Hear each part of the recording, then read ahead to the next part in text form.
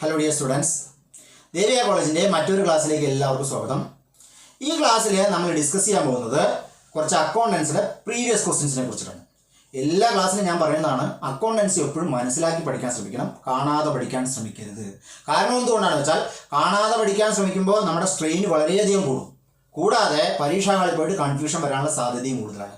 ഈ കാണാതെ പഠിക്കാൻ ശ്രമിക്കുന്ന സ്റ്റുഡൻസ് എടുക്കുന്നതിൻ്റെ 10% സ്ട്രെയിൻ മാത്രമേ ആർക്കും എടുക്കേണ്ടതുള്ളൂ. കാര്യങ്ങൾ കൃത്യമായിട്ട് മനസ്സിലാക്കി പഠിക്കുന്ന ഒരാൾക്ക് എടുക്കേണ്ടതുള്ളൂ. പക്ഷേ ഒരു കാര്യം അവിടെ പ്രധാനമായിട്ട് ശ്രദ്ധിക്കണം, കാര്യങ്ങൾ എന്താണെന്ന് കൃത്യമായി മനസ്സിലാക്കിയിട്ട് വേണം എന്ത് ചെയ്യാൻ പഠിക്കാൻ. ഒരു ധാരണയില്ലാതെ പഠിച്ചിട്ട് കാര്യമില്ല. ഒരു ധാരണയോടുകൂടി പഠിക്കുന്ന സ്റ്റുഡൻസിന് അക്കൗണ്ടൻസി വളരെ ഈസി ആയിട്ടുള്ള സബ്ജക്റ്റാണ്. കൂടാതെ അതൊരു റാങ്ക് മേക്കിംഗ് ഫാക്ടർ കൂടിയാണ്. ഓക്കെ, നമ്മൾ അക്കൗണ്ടൻസിനെ കുറച്ച് പ്രീവിയസ് ക്വസ്റ്റ്യൻസ് ആണ് പഠിക്കാൻ പോകുന്നത്. വളരെ ശ്രദ്ധയോടുകൂടി വീഡിയോസ് കണ്ട് കാര്യങ്ങൾ മനസ്സിലാക്കുക. നോക്കൂ, ഒന്നാമത്തെ question petty cash balance is dash ആണ്. Choice asset and income, liability, expense.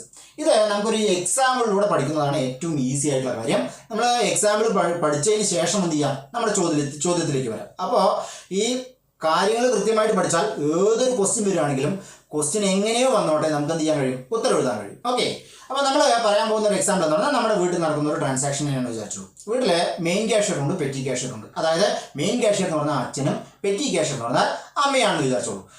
അച്ഛൻ്റെ സ്വഭാവം അനുസരിച്ചിട്ട് വീട്ടിൽ വരുന്ന മുഴുവൻ ചെലവുകളും വരവുകളും എന്ത് ചെയ്യാറുണ്ട്, ഒരു ബുക്കിൽ എഴുതി വെക്കാറുണ്ട്. വരവുകളെ മുഴുവൻ നോട്ട്ബുക്കിൻ്റെ ഒരു സൈഡിൽ എഴുതുന്നു, ചെലവുകളെ മുഴുവൻ മറ്റൊരു സൈഡിൽ എഴുതുന്നു. ഓക്കെ, എല്ലാ ദിവസവും വരുന്ന വരവും ചെലവും കൃത്യമായിട്ട് എഴുതി വെക്കുന്ന ഒരാളാണ് അച്ഛനെങ്കിൽ. പിന്നെ കൂടാതെ പൈസ മുഴുവൻ ചിലവാക്കുന്നത് ആരെന്നായിരിക്കും, അതായത് വീട്ടിൽ എന്തൊരു എക്സ്പെൻസ് ചിലവാക്കേണ്ടി വരികയാണെങ്കിലും ആരിൽ നിന്ന് പൈസ വാങ്ങണം, അച്ഛനിൽ നിന്ന് പൈസ വാങ്ങണം. അങ്ങനെ ഒരു സിസ്റ്റമാണ് ഫോളോ ചെയ്യുന്നത് വെച്ച് കഴിഞ്ഞാൽ, ഇപ്പോൾ 2 രൂപയുടെ ഒരു തീപ്പെട്ടി വാങ്ങണം. അച്ഛൻ പുറത്ത് പോയിരിക്കുകയാണ്, തിരിച്ചു വന്ന് ആളിൽ നിന്ന് അത് 2 രൂപ വാങ്ങി തീപ്പെട്ടി വാങ്ങിയിട്ട് വരുന്നു. ഉടൻ തന്നെ അച്ഛൻ എന്ത് ചെയ്യുന്നു, ഈ പറഞ്ഞ ക്യാഷ് ബുക്കിൽ 2 രൂപ തീപ്പെട്ടിക്ക് എഴുതി. അത് കഴിഞ്ഞ ഉടനെ 10 രൂപയ്ക്ക് ഉപ്പ് വാങ്ങേണ്ടി വന്നു. അങ്ങനെ വ്യത്യസ്ത ഐറ്റംസ് ഒരു ദിവസം തന്നെ വീട്ടിൽ 5, 6, 7, 8 പർച്ചേസ് നടക്കുന്നു. വലിയൊരു കുടുംബമാണെങ്കിൽ ഒരു 6, 7, 8 തവണ ചെറിയ ചെറിയ എക്സ്പെൻസുകൾ മീറ്റ് ചെയ്യുന്നു. കൂടാതെ വലിയ എക്സ്പെൻസുകൾ, ഇപ്പോൾ ഗ്രൈൻഡർ, മിക്സി, ഫ്രിഡ്ജ് തുടങ്ങിയ വൺ ടൈം ഇൻവെസ്റ്റ്മെൻറ്റ് പോലുള്ള എക്സ്പെൻസുകൾ, പിന്നെ ഇലക്ട്രിസിറ്റി ബില്ല് പോലുള്ള എക്സ്പെൻസുകളൊക്കെ മീറ്റ് ചെയ്യണം. അപ്പോൾ ഇത് മുഴുവൻ അച്ഛൻ തന്നെയാണ് കൈകാര്യം ചെയ്യുന്നത് വെച്ചാൽ അച്ഛൻ എഴുതുന്ന ക്യാഷ് ബുക്ക് ഓരോ ദിവസവും എന്തായിരിക്കും, വളരെ വലുതായിരിക്കും. ഈ ബുദ്ധിമുട്ട് ഒഴിവാക്കാൻ വേണ്ടിയിട്ട് അച്ഛൻ ഒരു 500 രൂപ ആരെ ഏൽപ്പിക്കുന്നു, പെറ്റി ക്യാഷ്യർ എന്ന് പറയുന്ന അമ്മയെ ഏൽപ്പിക്കുന്നു. എന്നിട്ട് പറയുന്നു 50 രൂപയിൽ താഴെ വരുന്ന എല്ലാ എക്സ്പെൻസും ആർക്കും മീറ്റ് ചെയ്യാം, അമ്മയ്ക്ക് മീറ്റ് ചെയ്യാം. അപ്പോൾ 2 രൂപയുടെ തീപ്പെട്ടി വാങ്ങണം. ഈ 500 രൂപയിൽ നിന്ന് 2 രൂപ എടുത്ത് കൊടുക്കുന്നു. 5 രൂപയ്ക്ക് മറ്റൊരു സാധനം വാങ്ങണം, വീട്ടിലേക്ക് വേണ്ട അത്യാവശ്യമുള്ള വേറൊരു സാധനം വാങ്ങണമെങ്കിൽ ആ 5 രൂപ അതിൽ നിന്ന് എടുത്ത് കൊടുക്കുന്നു. അങ്ങനെ 50 രൂപയിൽ താഴെയുള്ള മുഴുവൻ എക്സ്പെൻസുകളും ചിലവാക്കാൻ വേണ്ടിയിട്ട് അമ്മയുടെ കയ്യിൽ ഒരു 500 രൂപ കൊടുക്കുന്നു. അമ്മ എന്ത് ചെയ്യുന്നു, ഈ 500 രൂപ വെച്ചിട്ട് ആ ഒരു മാസം ഉണ്ടാകുന്ന ചെറിയ ചെറിയ എക്സ്പെൻസുകളെല്ലാം മീറ്റ് ചെയ്യുന്നു. അതിനുശേഷം മാസാവസാനം എന്ത് ചെയ്യുന്നു, ഈ ചിലവാക്കിയ പൈസയുടെ കണക്കും ബാക്കിയുള്ള പൈസയും കൂടി ആരെ ഏൽപ്പിക്കുന്നു, അച്ഛനെ ഏൽപ്പിക്കും. അതായത് 450 രൂപ ചിലവാക്കി, 450 രൂപ ചിലവാക്കി, ബാക്കി 50 രൂപയുണ്ട്. ഈ 450 രൂപയുടെ ചിലവാക്കിയതിൻ്റെ കണക്കും, അതായത് 2 രൂപ തീപ്പെട്ടി വാങ്ങിയതോ 5 രൂപ ഉപ്പ് വാങ്ങിയതോ ആയിട്ടുള്ള എല്ലാവിധ കണക്കുകൾ കൃത്യമായിട്ട് എഴുതി ആ കണക്കും ബാക്കി 50 രൂപ, 450 രൂപയാണ് ചിലവാക്കിയത്, ബാക്കി 50 രൂപയും കൂടി ആരെ ഏൽപ്പിക്കണം, അച്ഛനെ ഏൽപ്പിക്കണം. അച്ഛന് ക്യാഷ് ബുക്കിൽ ഒരൊറ്റ എൻട്രി ഇട്ടാൽ മതി, മിസ്ലേനിയസ് എക്സ്പെൻസ് 450 രൂപ. ഓക്കെ, ബാക്കി 50 രൂപ ആർക്ക് കൊടുത്തിട്ടുണ്ട്, അച്ഛൻ്റെ കയ്യിൽ പൈസയായിട്ടും കൊടുത്തിട്ടുണ്ട്. അപ്പോൾ അച്ഛനിവിടെ, അതായത് മെയിൻ ക്യാഷ്യർക്ക് കിട്ടിയ ഗുണം എന്താണെന്ന് വെച്ചാൽ ഒരൊറ്റ എൻട്രിയിൽ എന്ത് ചെയ്തു, കാര്യം എഴുതുന്നു. മറ്റേത് ഓരോ 2 രൂപ 5 രൂപ 10 രൂപ ചിലവാക്കുമ്പോഴും ബുക്കിൽ വേറെ വേറെ വേറെ വേറെ എഴുതി വെക്കണം. അത് ഭയങ്കര ബുദ്ധിമുട്ടാണ്. ഇത് ഇത്രയേ ഉള്ളൂ എന്ത്, പെറ്റി ക്യാഷിൻ്റെ കാര്യത്തിലുള്ളത്. അതായത് ഒരു ബിസിനസ്സിൽ മെയിൻ ക്യാഷ്യർ ഉണ്ടാവും, പെറ്റി ക്യാഷ്യർ ഉണ്ടാവും. മെയിൻ ക്യാഷ്യർ എന്ത് ചെയ്യും, മാസത്തിൻ്റെ തുടക്കത്തിൽ പെറ്റി ക്യാഷ്യർക്ക് കുറച്ച് പൈസ കണ്ട് കൊടുക്കും, ഒരുമിച്ച് കൊടുക്കും. എന്തിനു വേണ്ടിയിട്ടാണ്, ചെറിയ ചെറിയ ഇതുപോലുള്ള എക്സ്പെൻസുകൾ, അതായത് ഒരു ക്ലീനിങ് ചാർജോ അല്ലെങ്കിൽ ഓഫീസ് തുടയ്ക്കുന്നതിന് വേണ്ടി ക്ലീൻ ചെയ്യുന്നതിന് വേണ്ടി കണ്ണാടിയൊക്കെ തുടയ്ക്കുന്നതിന് വേണ്ടിയിട്ട് ഒരു ക്ലീനിങ് ലോഷൻ വാങ്ങണം, ആ ലോഷൻ വാങ്ങുന്നതിനോ അങ്ങനെ ചെറിയ ചെറിയ എക്സ്പെൻസ്, വണ്ടിക്ക് പെട്രോൾ അടിക്കുന്നതിനോ അല്ലെങ്കിൽ 50 രൂപ കൊടുത്ത് ഓട്ടോയിൽ ഒരു സ്ഥലം വരെ പോയിട്ട് തിരിച്ച് വരുന്നതിനൊക്കെ ചെറിയ ചെറിയ എക്സ്പെൻസുകൾ മുഴുവൻ മീറ്റ് ചെയ്യാൻ വേണ്ടിയിട്ട് സ്ഥാപനത്തിലെ മെയിൻ ക്യാഷ്യർ പെറ്റി ക്യാഷ്യർ എന്ത് ചെയ്യും, കുറച്ച് പൈസ ഏൽപ്പിക്കും. ആ പെറ്റി ക്യാഷ്യറിൽ നിന്ന് ഈ പൈസകൾ മുഴുവൻ ചിലവാക്കിയതിന് ശേഷം മാസാവസാനം എന്ത് ചെയ്യും, മെയിൻ ക്യാഷ്യർക്ക് കണക്ക് കൊടുക്കും. മെയിൻ ക്യാഷ്യർ എന്ത് ചെയ്യും, ഒറ്റ എക്സ്പെൻസ്, പെറ്റി ക്യാഷ് എക്സ്പെൻസ് കൊണ്ട് ഒരൊറ്റ എക്സ്പെൻസ് എന്നുള്ള എൻട്രി ഇട്ടിട്ട് എന്ത് ചെയ്യും, ക്യാഷ് ബുക്കിൽ ഇടും. അപ്പോൾ ക്യാഷ് ബുക്കിൽ ഒരുപാട് ചെറിയ ചെറിയ എൻട്രി ഇടുന്നത് ഒഴിവാക്കാൻ കഴിയും. കൂടാതെ മെയിൻ ക്യാഷ്യറുടെ ജോലിഭാരം കുറയും. അതിന് വേണ്ടിയിട്ട് ബിസിനസ്സിൽ ഫോളോ ചെയ്യുന്ന സിസ്റ്റമാണെന്ത്, പെറ്റി ക്യാഷ് ബുക്ക്. ഓക്കെ, ഇപ്പോൾ ഈ ക്വസ്റ്റ്യനിൽ വരുന്നതിന് മുൻപ് നമുക്ക് പെറ്റി ക്യാഷ് ബുക്കിൻ്റെ ഒരു മോഡലും അതിനെക്കുറിച്ച് കുറച്ച് ക്വസ്റ്റ്യൻസ് പഠിക്കാം. നോക്കൂ, ഇതാണ് പെറ്റി ക്യാഷ് ബുക്കിൻ്റെ മോഡല്. പെറ്റി ക്യാഷ് ബുക്ക് 2 തരത്തിലുണ്ട്. ഒന്ന് സിമ്പിൾ പെറ്റി ക്യാഷ് ബുക്കും രണ്ടാമത് അനലറ്റിക്കൽ പെറ്റി ക്യാഷ് ബുക്കും. ഈ കാണിച്ചിരിക്കുന്നത് ഒരു അനലിറ്റിക്കൽ പെറ്റി ക്യാഷ് ബുക്കിന്റെ മോഡലാണ്. അത് നമുക്ക് analytical petty cash book discuss ചെയ്തതിനു ശേഷം സിമ്പിൾ പെറ്റി ക്യാഷ് ബുക്ക് മനസ്സിലാക്കാൻ പറ്റും. ഓക്കെ, ഇതാണ് ഒരു പെറ്റി ക്യാഷ് ബുക്കിന്റെ മോഡൽ എന്ന് പറയുന്നത്. ഓക്കെ, അപ്പോൾ ഇത് കാണുന്നത് ഒരു പെറ്റി ക്യാഷ് ബുക്കിന്റെ മോഡലാണ്. പെറ്റി ക്യാഷ് ബുക്ക് രണ്ട് തരത്തിലുണ്ട്. ഒന്ന് സിമ്പിൾ പെറ്റി ക്യാഷ് ബുക്കും മറ്റൊന്ന് അനലിറ്റിക്കൽ പെറ്റി ക്യാഷ് ബുക്കും. ഈ കാണുന്നത് എന്താണ്? ഒരു അനലിറ്റിക്കൽ പെറ്റി ക്യാഷ് ബുക്കിന്റെ മോഡലാണ്. അനലിറ്റിക്കൽ പെറ്റി ക്യാഷ് ബുക്ക് പഠിച്ചതിന് ശേഷം നമുക്ക് എന്ത് പഠിക്കാം? സിമ്പിൾ പെറ്റി ക്യാഷ് ബുക്ക് പഠിക്കാം. ഓക്കെ, അപ്പോൾ ഇതൊരു അനലിറ്റിക്കൽ പെറ്റി ക്യാഷ് ബുക്ക് ആണ്. ഇനി ഞാൻ ഈ പറയാൻ പോകുന്ന ക്വസ്റ്റ്യൻ നമ്മുടെ പരീക്ഷയ്ക്ക് ഏറ്റവും ചുരുങ്ങിയത് ഒരു 5 തവണയെങ്കിലും ചോദിച്ചൊരു ക്വസ്റ്റ്യൻ ആണ് പറയാൻ പോകുന്നത്. First column of A petty cash book എന്താണ്? ഫസ്റ്റ് കോളം കാണുന്നത് റെസീറ്റ് കോളമാണ്. അപ്പോൾ first column of A petty cash book എന്താണ്?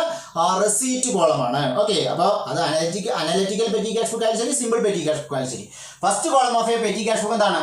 അത് റെസീറ്റ് കോളമാണ്. ഓക്കെ, അപ്പോൾ ഇത് ഡെബിറ്റ് സൈഡ് ആണ്, അത് ക്രെഡിറ്റ് സൈഡ് ആണ്. അവിടെ ഡെറ്റർ എന്ന് കൊടുത്തിട്ടുണ്ട്, ഇവിടെ എന്ത് ചെയ്തിട്ടുണ്ട്? ക്രെഡിറ്റർ എന്ന് കൊടുത്തിട്ടുണ്ട്. ഓക്കെ, അപ്പോൾ first column of A petty cash book is receipt. Okay, ഇനി നോക്കൂ, ബൈ ബാലൻസ് ബ്രോഡ് എന്ത് ചെയ്തിട്ടുണ്ട്? ബാലൻസ് ബ്രോഡ് എന്ന് എഴുതി 50 രൂപയുണ്ട്. അതായത് കഴിഞ്ഞ മാസം ചെലവാക്കിയതിൽ ബാക്കി വന്ന ഒരു 50 രൂപ ഈ മാസത്തേക്ക് എന്ത് ചെയ്തിട്ടുണ്ട്? ക്യാരി ഫോർവേഡ് ചെയ്തിട്ടുണ്ട്. ഇതാണ് ഓപ്പണിംഗ് ബാലൻസ്. ഓക്കെ, കൂടാതെ ഒരു ക്യാഷ് ആയിട്ട് മെയിൻ ക്യാഷ്യർ ക്യാഷ് ആയിട്ട് പെറ്റി ക്യാഷ്യർക്ക് എത്ര രൂപ കൊടുത്തിട്ടുണ്ട്?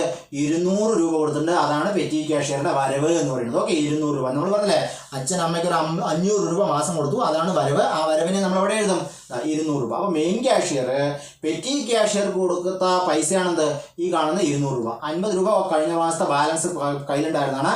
അങ്ങനെ 200 രൂപ ഈ മാസം കൊടുത്തു. ഈ 200 രൂപയെ, അതായത് പെറ്റി ക്യാഷ്യർക്ക് മെയിൻ ക്യാഷ്യർ കൊടുത്ത പൈസ എന്താ പറയുക? 3 പേര് പറയും. ഒന്ന് ക്യാഷ് ഫ്ലോട്ട്, രണ്ടാമത്തെ റിപ്ലനിഷ്മെന്റ്, അല്ലെങ്കിൽ എന്താ പറയും? വളരെ കോമൺ ആയിട്ടുള്ള നെയിം ഇംബറസ്റ്റ് എമൗണ്ട് എന്നാണ്. ഓക്കെ, എന്താണ്? ഇംബറസ്റ്റ് എമൗണ്ട് എന്നാണ്. അപ്പോൾ ഈ പൈസ ഈ ഓപ്പണിംഗ് ബാലൻസ് താഴെ കാണുന്ന ക്യാഷ് ആയിട്ട് റിസീവ് ചെയ്ത പൈസയെ നമ്മൾ എന്താ പറയുക? 3 പേര് പറയാറുണ്ട്.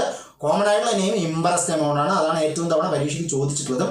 ഇനി ഇംബറസ്റ്റ് എമൗണ്ടിന്റെ മറ്റു 2 പേരുകളാണെന്ത്? ഒന്ന് ക്യാഷ് ഫ്ലോട്ടും രണ്ടാമത്തെ റിപ്ലനിഷ്മെന്റ് എന്നാണ് പറയുന്നത്. എന്താ പറയുക? റിപ്ലനിഷ്മെന്റ്. ഇത് കഴിഞ്ഞിട്ട് നമ്മൾ ഇതിന്റെ ക്വസ്റ്റ്യൻ ഡിസ്കസ് ചെയ്യുന്നുണ്ട്. അപ്പോൾ ഈ 200 രൂപ നമുക്ക് മനസ്സിലായി. ഓക്കെ, അപ്പോൾ ടോട്ടൽ നമ്മുടെ കയ്യിൽ എത്രയുണ്ട്? പെറ്റി ക്യാഷ്യറുടെ 250 രൂപയുണ്ട്. ഇനി രണ്ടാമത്തെ കോളം ഡേറ്റ് ആണ്, മൂന്നാമത്തെ കോളം ഡീറ്റെയിൽസ് ആണ്, വി എന്ന് പറഞ്ഞ വൗച്ചർ നമ്പർ ആണ്, നാലാമത്തെ കോളം എന്താണ്? ടോട്ടൽ കോളമാണ്. ഓക്കെ, അപ്പോൾ ഈ 250 രൂപ കയ്യിൽ നിന്നുള്ളതിൽ നിന്ന് എന്ത് ചെയ്യണം? ചെലവുകൾ നടത്താൻ പോകണം. ഈ ചെലവ് നടത്തുമ്പോൾ ഈ അനലിറ്റിക്കൽ പെറ്റി ക്യാഷ് ബുക്ക് ആണെങ്കിൽ നമുക്ക് സ്ഥിരമായിട്ട് വരുന്ന എക്സ്പെൻസുകൾക്കൊക്കെ എന്ത് ഉണ്ടാവും? ഓരോ കോളങ്ങൾ ഉണ്ടാവും. ഓക്കെ, ഇപ്പോൾ ഈ ഓഫീസിനെ സംബന്ധിച്ചിടത്തോളം ഓഫീസ് എക്സ്പെൻസ് എപ്പോൾ വേണമെങ്കിലും വരാം. അതായത് പെന്ന്, പെൻസിൽ അങ്ങനെയുള്ള സാധനങ്ങൾ ഒക്കെ വാങ്ങാൻ വേണ്ടിയിട്ട് നമ്മൾ ഓഫീസ് എക്സ്പെൻസ്, ഈ സ്റ്റേഷനറി ഐറ്റംസ് ഒക്കെ വരുമ്പോൾ വാങ്ങാനുള്ള ഒരു കോളമാണ്. അതായത് സ്റ്റേഷനറി ഐറ്റംസ് ഓഫീസിൽ ചെറിയ ചെറിയ ചിലവുകൾ വന്നാൽ ആ ചിലവുകൾ എവിടെ എഴുതും? ഈ സ്റ്റേഷനറി വാങ്ങി ഒരു 15 രൂപ വാങ്ങി, ഈ 15 രൂപ കൺസേൺഡ് എക്സ്പെൻസ് കോളത്തിൽ എഴുതും. അതിന് ഏത് കോളത്തിൽ എഴുതും? ടോട്ടൽ കോളത്തിൽ എഴുതും. ഇനി മാർച്ച് 5-ാം തീയതി ക്ലീനിങ് മെറ്റീരിയൽസ് വാങ്ങി. ക്ലീനിങ് മെറ്റീരിയൽസ് പറഞ്ഞിട്ട് നമ്മളിവിടെ ഒരു കോളം കൊടുത്തിട്ടുണ്ട്. നമുക്ക് സ്ഥിരമായിട്ട് ചിലവാകുന്ന ഒരു പൈസയാണെങ്കിൽ അവിടെ എന്ത് ചെയ്യും? എല്ലാത്തിനും സെപ്പറേറ്റ് കോളം കൊടുക്കും. ചെറിയ ചെറിയ എക്സ്പെൻസുകൾക്കൊക്കെ ഇതുപോലെ ചെറിയ കോളം കൊടുക്കും. ഓക്കെ, അപ്പോൾ ക്ലീനിങ് എക്സ്പെൻസ് ആയിട്ട് ഒരു 25 രൂപ ചിലവാക്കിയിട്ട് ആ 25 രൂപ ക്ലീനിങ് എക്സ്പെൻസ് എന്നുള്ള കോളത്തിലും കാണും, അവിടെയും കാണും, ടോട്ടലും കാണും. അപ്പോൾ ഈ എങ്ങനെയൊക്കെ പൈസ ചിലവാക്കിയാൽ അതോടെ കാണും, ടോട്ടലിലും കാണും, അതാത് കോളത്തിലും കാണും.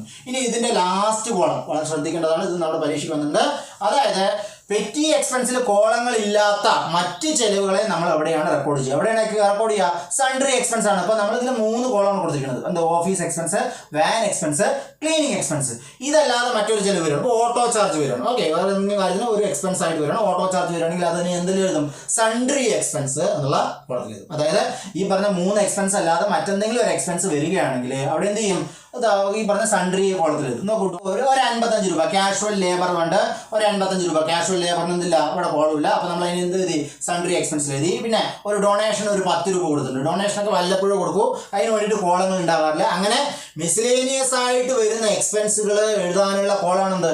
Sundry expense. അപ്പോൾ പെറ്റി ക്യാഷ് ബുക്കിൽ, അതായത് ഈ പെറ്റി ക്യാഷ് ബുക്കിൽ കോളങ്ങൾ ഇല്ലെങ്കിൽ, അതായത് അതാത് കോളങ്ങൾ ഇല്ലെങ്കിൽ അങ്ങനെ വരുന്ന ചെലവുകൾ എഴുതുന്ന കോളം ഏതാണെന്ന് ചോദിച്ചാൽ എന്താണ്? സൺഡ്രി എക്സ്പെൻസ് ആണ്. അപ്പോൾ last column of A petty cash book എന്നോ അല്ലെങ്കിൽ മിസ്ലേനിയസ് എക്സ്പെൻസുകൾ എഴുതുന്ന പെറ്റി ക്യാഷിലെ കോളം ഏതാണെന്നോ ചോദിച്ചാൽ എന്താ എഴുതണം?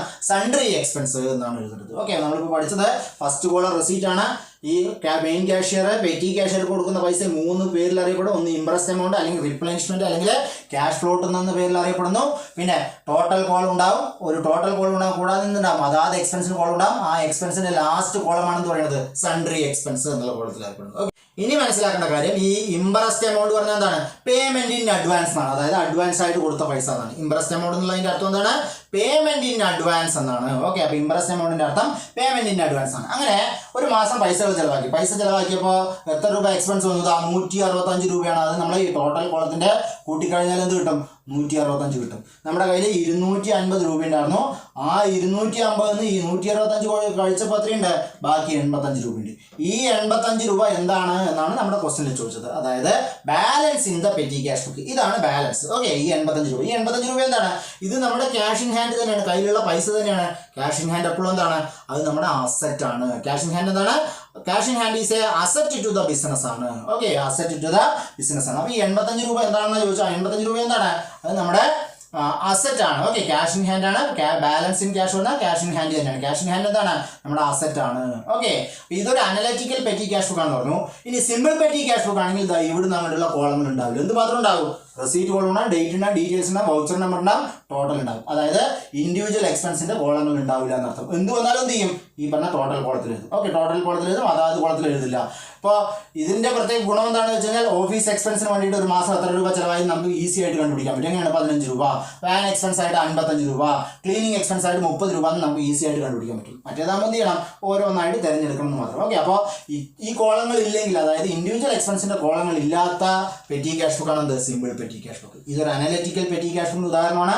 ഇതാണ് എന്ത് ചെയ്യും? ഈ 85 നെക്സ്റ്റ് ഇയർ, അതായത് നെക്സ്റ്റ് ഇയർ എന്ത് ചെയ്യും? ബാലൻസ് ബ്രോഡ് ഡൗൺ ആയിട്ട് 85 രൂപ വീതം, കൂടാതെ ക്യാഷ് ഒരു 165 രൂപയും കൂടി പ്രൊവൈഡ് ചെയ്തു. ഓക്കെ, അപ്പോൾ അതാണ് ഈ പറഞ്ഞ പെറ്റി ക്യാഷ് ബുക്കിന്റെ മോഡൽ. ഓക്കെ, ഇനി ഇതുമായി ബന്ധപ്പെട്ട ക്വസ്റ്റ്യൻസ് ആണ് നമ്മൾ ഡിസ്കസ് ചെയ്യാൻ പോകുന്നത്. നോക്കൂ, നമ്മുടെ ചോദ്യം വന്നത് എന്താണെന്ന് വെച്ച് കഴിഞ്ഞാൽ petty cash balance is A dash. Petty cash balance എന്താണ്? നമ്മുടെ അസറ്റ് ആണ്. കാരണം പെറ്റി ക്യാഷ് ബുക്ക് നമ്മുടെ ബാലൻസ് 85 രൂപ വന്നു എന്ന് പറഞ്ഞു. ആ 85 രൂപ എന്താണ്?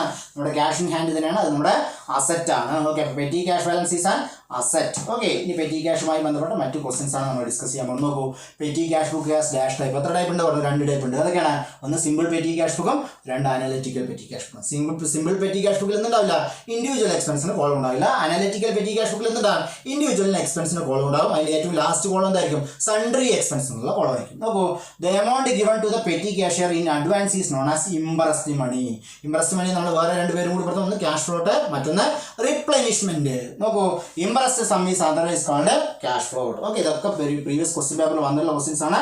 ഇനി the requisite amount paid by the petty cashier is technically known as replenishment. അതിന് പറയുന്ന മറ്റൊരു പേര് എന്താണ്? റിപ്ലനിഷ്മെന്റ് എന്നുള്ള പേരിൽ അറിയപ്പെടുന്നു. അപ്പോൾ 3 പേരിൽ അറിയപ്പെടുന്നു. ഒന്നും ക്യാഷ് ഫ്ലോട്ട്, അല്ലെങ്കിൽ ഇംപ്രസ്ഡ് എമൗണ്ട്, അല്ലെങ്കിൽ replenishment. Okay, the requisite amount paid by the petty cashier is technically known as replenishment. ഇനി ദ വേർഡ് ഇംപ്രസ് പറഞ്ഞാൽ എന്താണ് പറഞ്ഞു? പേയ്മെന്റ് ഇൻ അഡ്വാൻസ് ആണ്. ഓക്കെ, ഇത് നമ്മൾ ഡിസ്കസ് ചെയ്താണ് പേയ്മെന്റ് ഇൻ അഡ്വാൻസ്. നോക്കൂ, the total of all petty expense is posted in the main cash book. അങ്ങനെ നമ്മൾ 165 രൂപ ഒരു മാസം ചിലവാക്കി. ഇതിന് എവിടെ എഴുതും? മെയിൻ ക്യാഷ് ബുക്കിൽ പേയ്മെന്റ് സൈഡിൽ പെറ്റി എക്സ്പെൻസ് പറഞ്ഞാൽ എത്ര രൂപ എഴുതും? നമ്മൾ ആ പെറ്റി ക്യാഷ് ബുക്കിൽ കണ്ട 165 രൂപയുടെ എക്സ്പെൻസ് ഒറ്റ എൻട്രിയിൽ ഒതുക്കും. ഓക്കെ, അത് 5ഓ 6ഓ എൻട്രി ആയിട്ടാണ് ഈ 165 ചിലവായതെങ്കിലും മെയിൻ ക്യാഷിൽ എന്തുണ്ടാവും? ഒരൊറ്റ എൻട്രി ഉണ്ടാവും, പെറ്റി എക്സ്പെൻസ്. ഓക്കെ, അപ്പോൾ പെറ്റി ക്യാഷ് ബുക്കിലാണ് അത് റെക്കോർഡ് ചെയ്യുക പേയ്മെന്റ് കോളത്തിൽ. ഓക്കെ, നോക്കൂ, dash is the first column of the petty cash book. നമ്മുടെ പരീക്ഷയ്ക്ക് പലതവണ ചോദിച്ചിട്ടുള്ള ക്വസ്റ്റ്യൻ ആണ്. Dash is the first column of the petty expense. എന്താണ്? Receipt column. ഇനി petty cash book as a part of എന്തിന്റെ ഭാഗമാണ്? ജേർണൽ ഓർ ഡബിൾ എൻട്രി സിസ്റ്റത്തിന്റെ ഭാഗമാണ് petty cash book. Cash book എന്തിന്റെ ഭാഗമാണ്? Cash book is A both journal and ledger. Okay, cash book എന്താണ്? Both journal and ledger ആണ് cash book. പക്ഷേ cash book prepare ചെയ്യുന്നത് ഏത് മോഡലാണ്? ലെഡ്ജർ ഫോർമാറ്റിലാണ്. അതാണ് അതിന്റെ പ്രത്യേകത. ഞാൻ പറയുന്നത് മെയിൻ ക്യാഷ് ബുക്കിന്റെ കാര്യമാണ്. ക്യാഷ് ബുക്ക് എന്താണെന്ന് ചോദിച്ചാൽ ബോത്ത് ജേർണൽ ആൻഡ് ലെഡ്ജർ ആണ്. Cash book is prepared in the format of ledger. Ledger ഫോർമാറ്റിലാണ് ക്യാഷ് ബുക്ക് പ്രിപ്പയർ ചെയ്യുക. ക്യാഷ് ബുക്ക് എന്ന് പറഞ്ഞാൽ ബോത്ത് ജേർണൽ ആൻഡ് ലെഡ്ജർ ആണ്. പക്ഷേ പെറ്റി ക്യാഷ് ബുക്ക് എന്ന് പറഞ്ഞാൽ അത് ജേർണൽ ഓർ ഡബിൾ എൻട്രി സിസ്റ്റത്തിന്റെ ഭാഗമാണ്. അത് എന്തിന്റെ? ലെഡ്ജർ അല്ല. എന്തിന്റെ ഭാഗമാണ്? It is a part of journal. Okay, നമ്മുടെ ക്വസ്റ്റ്യൻ ഇങ്ങനെ വരാറുണ്ട്. Petty cash book is a part of journal. ഇനി cash book is a part of ചോദിച്ചാൽ ബോത്ത് ജേർണൽ ആൻഡ് ലെഡ്ജർ എന്നാണ് ഉത്തരം. ഓക്കെ, മെയിൻ ക്യാഷ് ബുക്ക് പറഞ്ഞാൽ ബോത്ത് ജേർണൽ ആൻഡ് ലെഡ്ജർ ആണ്. Petty cash book എന്ന് പറഞ്ഞാൽ എന്ത് മാത്രമാണ്? അതൊരു ജേർണൽ മാത്രമാണ്. അടുത്ത ക്വസ്റ്റ്യൻ നോക്കൂ. In addition to important expense there may be certain expense which may not have specific column for them. Such expenses are recorded in dash sundries column. നമ്മൾ പറഞ്ഞില്ലേ ലാസ്റ്റ് കോളം, അതായത് സ്ഥിരമായിട്ട് വരുന്ന എക്സ്പെൻസുകൾക്കൊക്കെ പ്രത്യേകം കോളം ഉണ്ടാവും.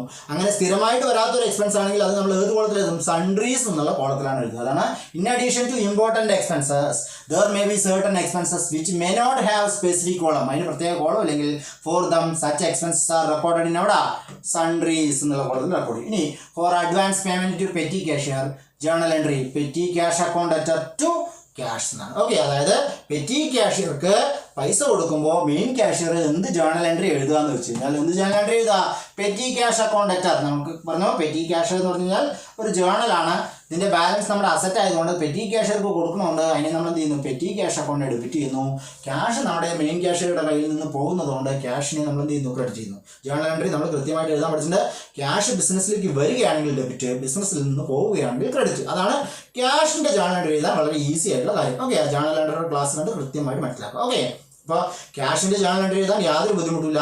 ക്യാഷ് ബിസിനസ്സിലേക്ക് വന്നു കഴിഞ്ഞാൽ അതിനെ ഡെബിറ്റ് ചെയ്യും. ക്യാഷ് ബിസിനസ്സിൽ നിന്ന് പോയാൽ എന്ത് ചെയ്യും? ക്രെഡിറ്റ് ചെയ്യും. ഇപ്പോൾ കമ്മീഷൻ റിസീവ്ഡ് സിമ്പിളാണ്. പൈസ വന്നു പോയി എന്ന് മാത്രം നോക്കുക. കമ്മീഷൻ റിസീവ്ഡ്, കമ്മീഷൻ നമുക്ക് 2500 രൂപ കമ്മീഷൻ കിട്ടി. അതിൻ്റെ ജേർണൽ എൻട്രി എഴുതണം. ഓക്കെ, ക്യാഷിൻ്റെ ആണ് കേട്ടോ, അഡ്ജസ്റ്റ്മെൻറ്റ് എൻട്രിയുടെ അല്ല. ക്യാഷ് എൻട്രി നന്നായിട്ട് പഠിച്ചാൽ മാത്രമേ നമുക്ക് എന്ത് പഠിക്കാൻ പറ്റൂ? അഡ്ജസ്റ്റ്മെൻറ്റ് എൻട്രി പഠിക്കാൻ പറ്റൂ. ഇപ്പോൾ ക്യാഷ് നമ്മുടെ ബിസിനസ്സിലേക്ക് വന്നു പോയതാണ് നമ്മൾ നോക്കുന്നത്. കമ്മീഷൻ റിസീവ്ഡ് 2500 രൂപ. ഒരു കാര്യം മാത്രം മനസ്സിലാക്കി മതി, ബിസിനസ്സിലേക്ക് വന്നാൽ ക്യാഷ് അക്കൗണ്ടിനെ ഡെബിറ്റ് ചെയ്യണം, ബിസിനസ്സിൽ നിന്ന് പോയാൽ എന്ത് ചെയ്യണം? ക്യാഷ് അക്കൗണ്ടിനെ ക്രെഡിറ്റ് ചെയ്യണം. ഇത് കമ്മീഷൻ റിസീവ്ഡ് ആണ് കേട്ടോ, വന്നു. അപ്പോൾ നമ്മൾ എന്ത് ചെയ്യും? ക്യാഷ് അക്കൗണ്ടിനെ ഡെബിറ്റ് ചെയ്യും. ക്യാഷ് അക്കൗണ്ട് അറ്റർ ടു നമുക്ക് എങ്ങനെയാണോ പൈസ വന്നത് ആ അക്കൗണ്ടിന് എന്ത് ചെയ്യണം? ക്രെഡിറ്റ് ചെയ്യണം. ക്യാഷ് അക്കൗണ്ട് അറ്റർ to commission received. Okay, commission received. ഇനി സെയിൽസ് 500 രൂപയുടെ സെയിൽസ് നടത്തി, പൈസ വന്നു പോയി നോക്കുക. ക്യാഷ് സെയിലാണ് കേട്ടോ, ക്യാഷ് സെയിലിൻ്റെ കാര്യമാണ്, ക്രെഡിറ്റ് സെയിലിൻ്റെ കാര്യമല്ല പറയുന്നത്, ക്യാഷ് എൻട്രിയുടെ കാര്യമാണ് പറയുന്നത്. 500 രൂപ ബിസിനസ്സിലേക്ക് വന്നു.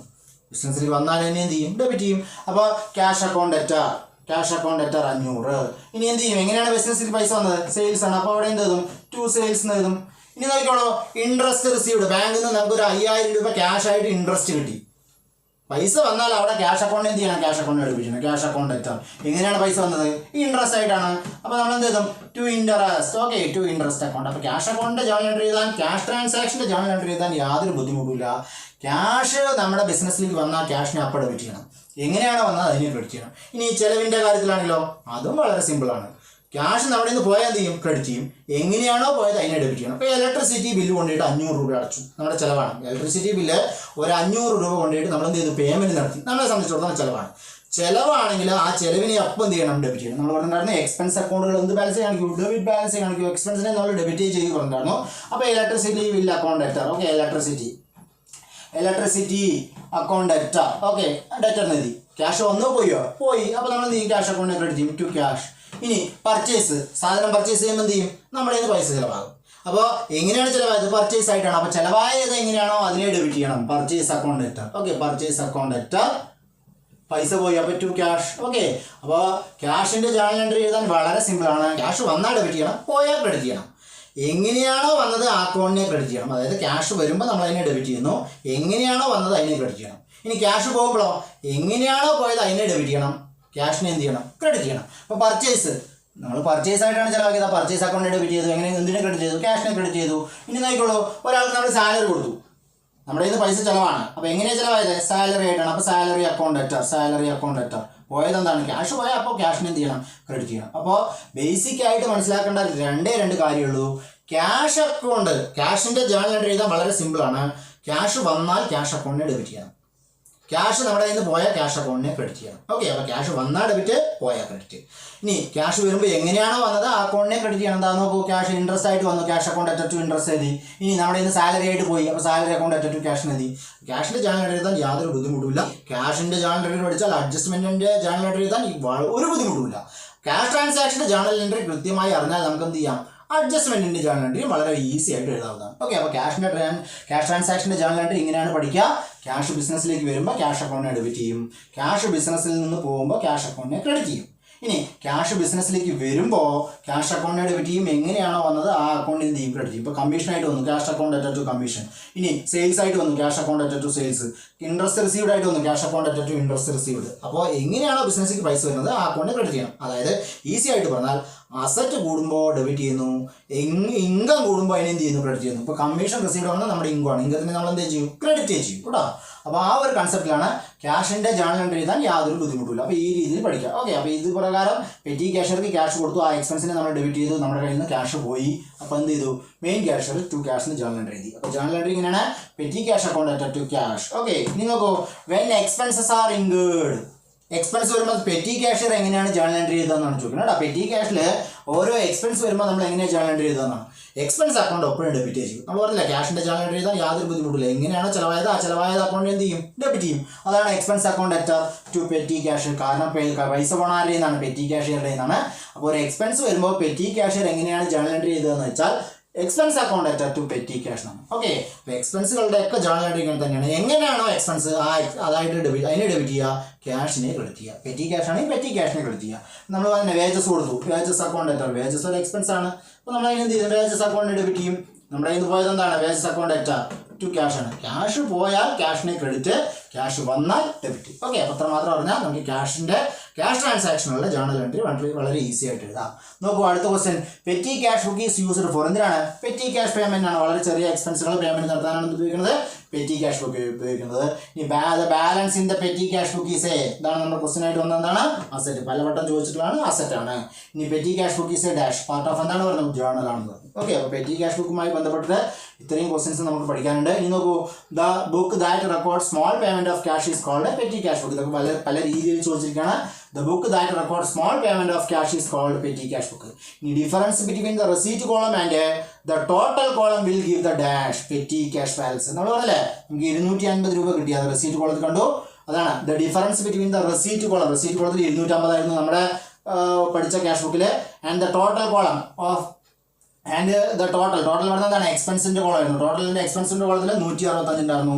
രണ്ടും തമ്മിലുള്ള വ്യത്യാസമായിരുന്നു എന്ത്, 85. അതാണെന്ത് പെറ്റി ക്യാഷ് ബാലൻസ് എന്ന് പറയുന്നത്. Okay, the difference between the receipt column and the total column will give the dash. എന്താണ്, പെറ്റി ക്യാഷ് ബാലൻസ് ആണ്. നോക്കൂ, നമ്മൾ പഠിച്ച പെറ്റി ക്യാഷ് ബാലൻസിലെ ഈ പറഞ്ഞ ഡിഫറൻസ് എന്താണെന്ന് ചോദിച്ചാൽ ഈ കാണുന്നതാണ്. എങ്ങനെയാണ്, റെസീറ്റ് കോളത്തിൽ 250 രൂപയുണ്ട്, റെസീറ്റ് കോളത്തിൽ 250 രൂപയുണ്ട്. ഈ ടോട്ടൽ കോളത്തിൽ 165 ഉണ്ട്. ഈ രണ്ടും തമ്മിലുള്ള വ്യത്യാസമാണെന്ത്, 85, അല്ലെങ്കിൽ എന്ത് പറയുന്നത്, balance of petty cash book എന്ന് പറയുന്നത്. ഓക്കെ, നോക്കൂ, അടുത്ത ക്വസ്റ്റ്യൻ നോക്കൂ. നെക്സ്റ്റ് ക്വസ്റ്റ്യനും വളരെ ഇമ്പോർട്ടൻ്റ് ആയിട്ടുള്ള ഒരു ക്വസ്റ്റ്യൻ ആണ്, കൺസൈൻമെന്റ് അക്കൗണ്ടുമായി ബന്ധപ്പെട്ടുള്ളതാണ്. പഠിക്കുമ്പോൾ കാര്യങ്ങൾ വ്യക്തമായിട്ട് മനസ്സിലാക്കി പഠിക്കണം. എന്താണ് ഈ കൺസൈൻമെന്റ് അക്കൗണ്ട് എന്നും അവിടെ നടക്കുന്ന ട്രാൻസാക്ഷൻസ് എന്താണെന്നും ക്ലിയർ ആയിട്ട് മനസ്സിലാക്കി നമുക്ക് എന്ത് ചെയ്യാം, കൺസൈൻമെന്റ് അക്കൗണ്ടുമായി ബന്ധപ്പെട്ട് യാതൊരു ഡൗട്ടും വരില്ല. നോക്കൂ, dash is a statement prepared and send by the consignor. അവിടെ നോക്കിക്കോളൂ, ആരാണ് കൺസൈനർ, ആരാണ് കൺസൈനി എന്നൊക്കെ നമുക്ക് പഠിക്കാം. Consignor to the consignee containing the details of goods send. It contains particular of quantity, quality and price of goods sent and also special instruction for selling the goods. അതിന് എന്താണ് പറയുന്നതാണ്, proforma invoice, account sale, commission statement, expense statement എന്നാണ് 4 choice. നമുക്ക് ആദ്യം ഇതും, അതായത് ഈ consignment അക്കൗണ്ടിനെയും ഒരു എക്സാമ്പിളിലൂടെ പഠിച്ചതിന് ശേഷം നമുക്ക് എന്ത് ചെയ്യാം, ക്വസ്റ്റ്യൻ ചെയ്യാം. കാര്യങ്ങൾ കൃത്യമായിട്ട് മനസ്സിലാക്കുന്നതിലാണ് നമ്മുടെ വിജയം. ഓക്കെ, അപ്പോൾ നമ്മൾ നോക്കാൻ പോകുന്നത് എന്താണ്, ഇനി കൺസൈൻമെന്റ് അക്കൗണ്ടുകളെ കുറിച്ചിട്ടാണ്. വ്യക്തമായിട്ട് മനസ്സിലാക്കണം എന്താണ് ഈ കൺസൈൻമെന്റ് അക്കൗണ്ട്. ഓക്കെ, ഈ കൺസൈൻമെന്റ് എന്ന് പറഞ്ഞു കഴിഞ്ഞാൽ സാധനങ്ങൾ കമ്മീഷൻ വ്യവസ്ഥയിൽ വിൽക്കാനുള്ള ഒരു സെറ്റപ്പാണെന്ത് ഈ പറഞ്ഞ കൺസൈൻമെന്റ് എന്നത്. കാര്യങ്ങൾ വ്യക്തമായിട്ട് മനസ്സിലാക്കാൻ വേണ്ടിയിട്ട് നമുക്കൊരു എക്സാമ്പിളിലൂടെ പഠിക്കാം. ഓക്കെ, അപ്പോൾ ഇവിടെ പഠിക്കുന്നതിന് വേണ്ടി മനസ്സിലാക്കേണ്ട ഒരു കാര്യം, ഈ ഡീലർഷിപ്പും കൺസൈൻമെന്റും തമ്മിൽ മാറിപ്പോകരുത്. ഡീലർഷിപ്പും കൺസൈൻമെന്റും ഒന്നല്ല. അപ്പോൾ ഈ എക്സ്ക്ലൂസീവ് ഷോറൂമുകളൊക്കെ ഇല്ലേ, അപ്പോൾ നമ്മൾ ഒരു എൽജിയുടെ ഒരു എക്സ്ക്ലൂസീവ് ഷോറൂമിൽ പോയാൽ അവിടെ ഓതറൈസ്ഡ് കൺസൈനി എന്നല്ല എഴുതി വെച്ചിട്ടുണ്ടാവും, എന്താണ് ഓതറൈസ്ഡ് ഡീലർ എന്നാണ് എഴുതി വെച്ചിട്ടുണ്ടാവും. അപ്പോൾ ഈ എക്സ്ക്ലൂസീവ് ഷോറൂമുകളൊക്കെ എന്താണ്, അത് ഡീലർഷിപ്പാണ്. ഒന്നുമില്ലെങ്കിൽ ഏജൻസി ആയിരിക്കും, അല്ലെങ്കിൽ എന്തായിരിക്കും, ഡീലർഷിപ്പ് ആയിരിക്കും. അതിൽ നിന്നും വ്യത്യാസമാണെന്ത് ഈ പറഞ്ഞ കൺസൈൻമെന്റ് എന്ന് പറയുന്നത് കേട്ടോ. അപ്പോൾ ഈ പറഞ്ഞ എക്സ്ക്ലൂസീവ് ഷോറൂം അല്ല നമ്മൾ ഉദ്ദേശിക്കുന്നത്, അതായത് ഡീലർഷിപ്പ് അല്ല കൺസൈൻമെന്റ്, അതുമായിട്ട് വ്യത്യാസമുണ്ട്. ഓക്കെ, ഡീലർഷിപ്പിൽ ഡീലർക്ക് കുറേ അധികം ഉത്തരവാദിത്തങ്ങളുണ്ട്. അതായത് പറഞ്ഞ ഇൻഫ്രാസ്ട്രക്ചർ ഒരുക്കേണ്ട ഉത്തരവാദിത്തമൊക്കെ ആരെയാണ്, അതായത് ഇത്ര സ്ക്വയർ ഫീറ്റ് വലിപ്പമുള്ള കെട്ടിടം, അതിൻ്റെ ഗ്ലാസ് ഫ്രണ്ട് ഭാഗം ഇത്രത്തോളം ഗ്ലാസ് ഇട്ടിട്ടുണ്ടായിരിക്കണം എന്നുള്ള ഒരുപാട് കണ്ടീഷൻസും നോംസും പാലിച്ചാൽ മാത്രമേ ഈ പറഞ്ഞ എക്സ്ക്ലൂസീവ് ഡീലർഷിപ്പ് സാധാരണയായിട്ട് കിട്ടാറുള്ളൂ. കൺസൈൻമെന്റ് അതൊന്നും വേണ്ട, അതൊന്നൊക്കെ എൻ്റയർലി ഡിഫറൻ്റ് ആയിട്ടുള്ള ഒരു ട്രാൻസാക്ഷൻ ആണ് ഇത് കൺസൈൻമെന്റ് നടക്കുന്നത്. ഓക്കെ, ഇപ്പോൾ നോക്കൂ, നമ്മൾ കൺസൈൻമെന്റ് ഒരു എക്സാമ്പിളിലൂടെ പഠിക്കുമ്പോൾ നമ്മൾ ഇവിടെ കേരളത്തിൽ ഈ കൂളർ പറഞ്ഞാൽ അറിയാലോ, വേനൽക്കാലത്ത് നമ്മുടെ റൂം ഫാനിന് പകരം ഉപയോഗിക്കുന്ന കുറച്ചും കൂടി തണുത്ത കാറ്റ് വരുന്ന ഒരു ഉപകരണമാണിത് കൂളർ. നമുക്ക് എല്ലാവർക്കും പരിചിതമായ ഒരു കാര്യമാണ്. AC വാങ്ങാൻ കഴിയാത്ത ആളുകൾ എന്ത് ചെയ്യാറുണ്ട്, കൂളർ വാങ്ങാറുണ്ട്. ഓക്കെ, അതായത് ഒരു ഹൈ ക്ലാസ് അല്ലാത്ത ഒരു സാധാരണക്കാര് വേനൽക്കാലത്ത് ചൂട് കുറയ്ക്കാൻ ഉപയോഗിക്കുന്ന ഒരു ഫാനിന് പകരം ഉപയോഗിക്കുന്നതാണെന്ത് ഈ പറഞ്ഞ കൂളർ എന്ന് പറയുന്നത്. കേരളത്തിൽ അതിൻ്റെ ബിസിനസ്സിനെ പറ്റി പറയുകയാണെങ്കിൽ 2-3 മാസം മാത്രമാണ് സെയിൽ. അതായത് നമുക്ക് മാർച്ച്, ഏപ്രിൽ, മെയ് ഈ 3 മാസമാണ് കേരളത്തിൽ അതികഠിനമായ ചൂടുള്ളത്. ആ സമയത്ത് മാത്രമേ ഇവിടെ കൂളർ ഉപയോഗിക്കുന്ന ആളുകൾ ഉണ്ടെങ്കിൽ തന്നെ എന്ത് ചെയ്യാറുള്ളൂ, കൂളർ ഉപയോഗിക്കാറുള്ളൂ.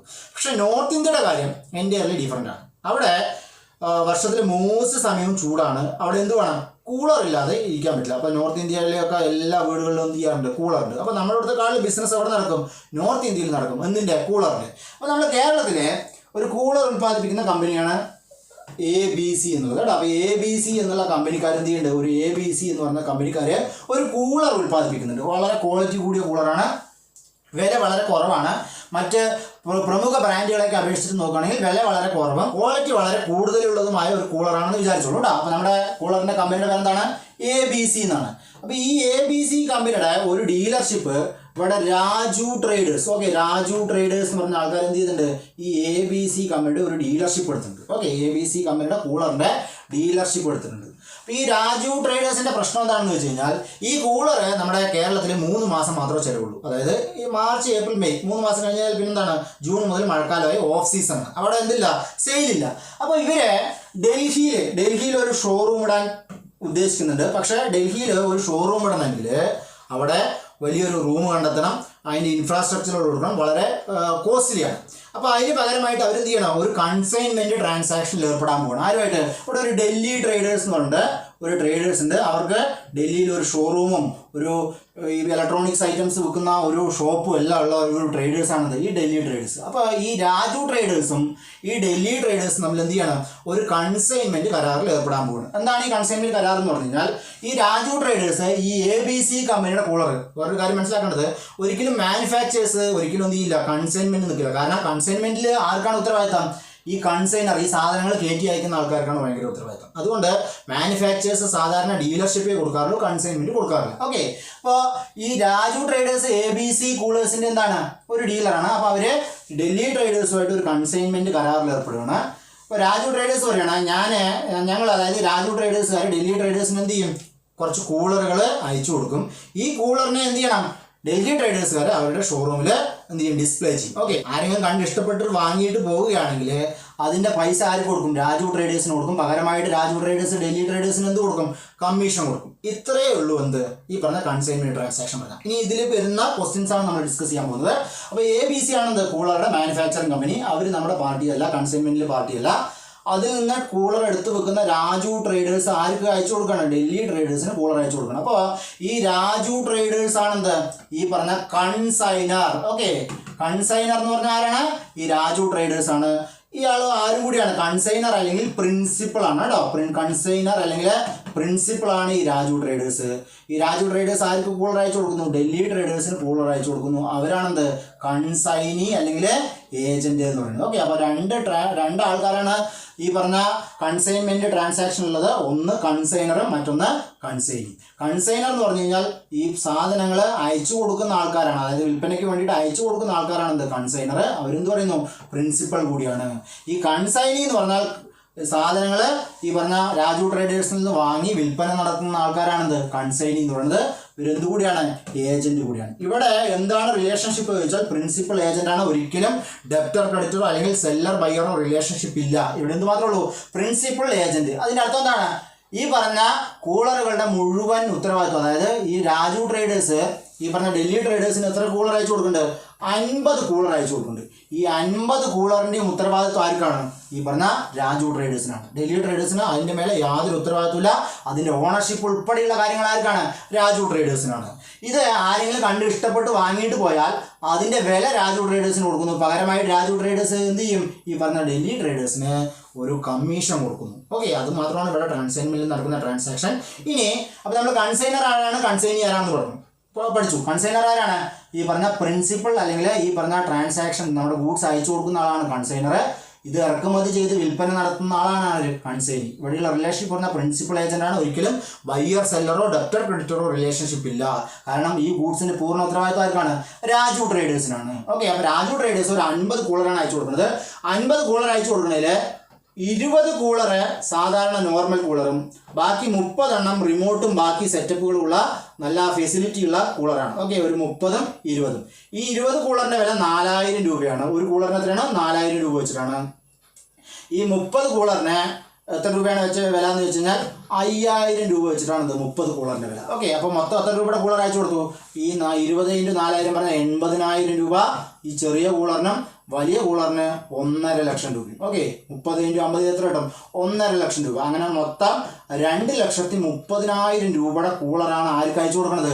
രാജു ട്രേഡേഴ്സ് ഡൽഹി ട്രേഡേഴ്സിന് അയച്ചു കൊടുക്കുന്നത്. ഓക്കെ, അപ്പോൾ ഈ 2,30,000 രൂപയുടെ കൂളറിൻ്റെയും പൂർണ്ണ ഉത്തരവാദിത്വം ആർക്കാണ്? ഈ രാജു ട്രേഡേഴ്സിനാണ്. അതിൻ്റെ ഓണർഷിപ്പ് ആർക്ക് കൈമാറിയില്ല? ഡൽഹി ട്രേഡേഴ്സിന് ഒരിക്കലും കൈമാറുന്നില്ല. ഓണർഷിപ്പ് ഒരിക്കലും ഈ പറഞ്ഞ കൺസൈനിക്ക് കിട്ടുന്നില്ല. എപ്പോഴും ആരുടെ കയ്യിലായിരിക്കും? ഈ പറഞ്ഞ കൺസൈനറുടെ കയ്യിലായിരിക്കും.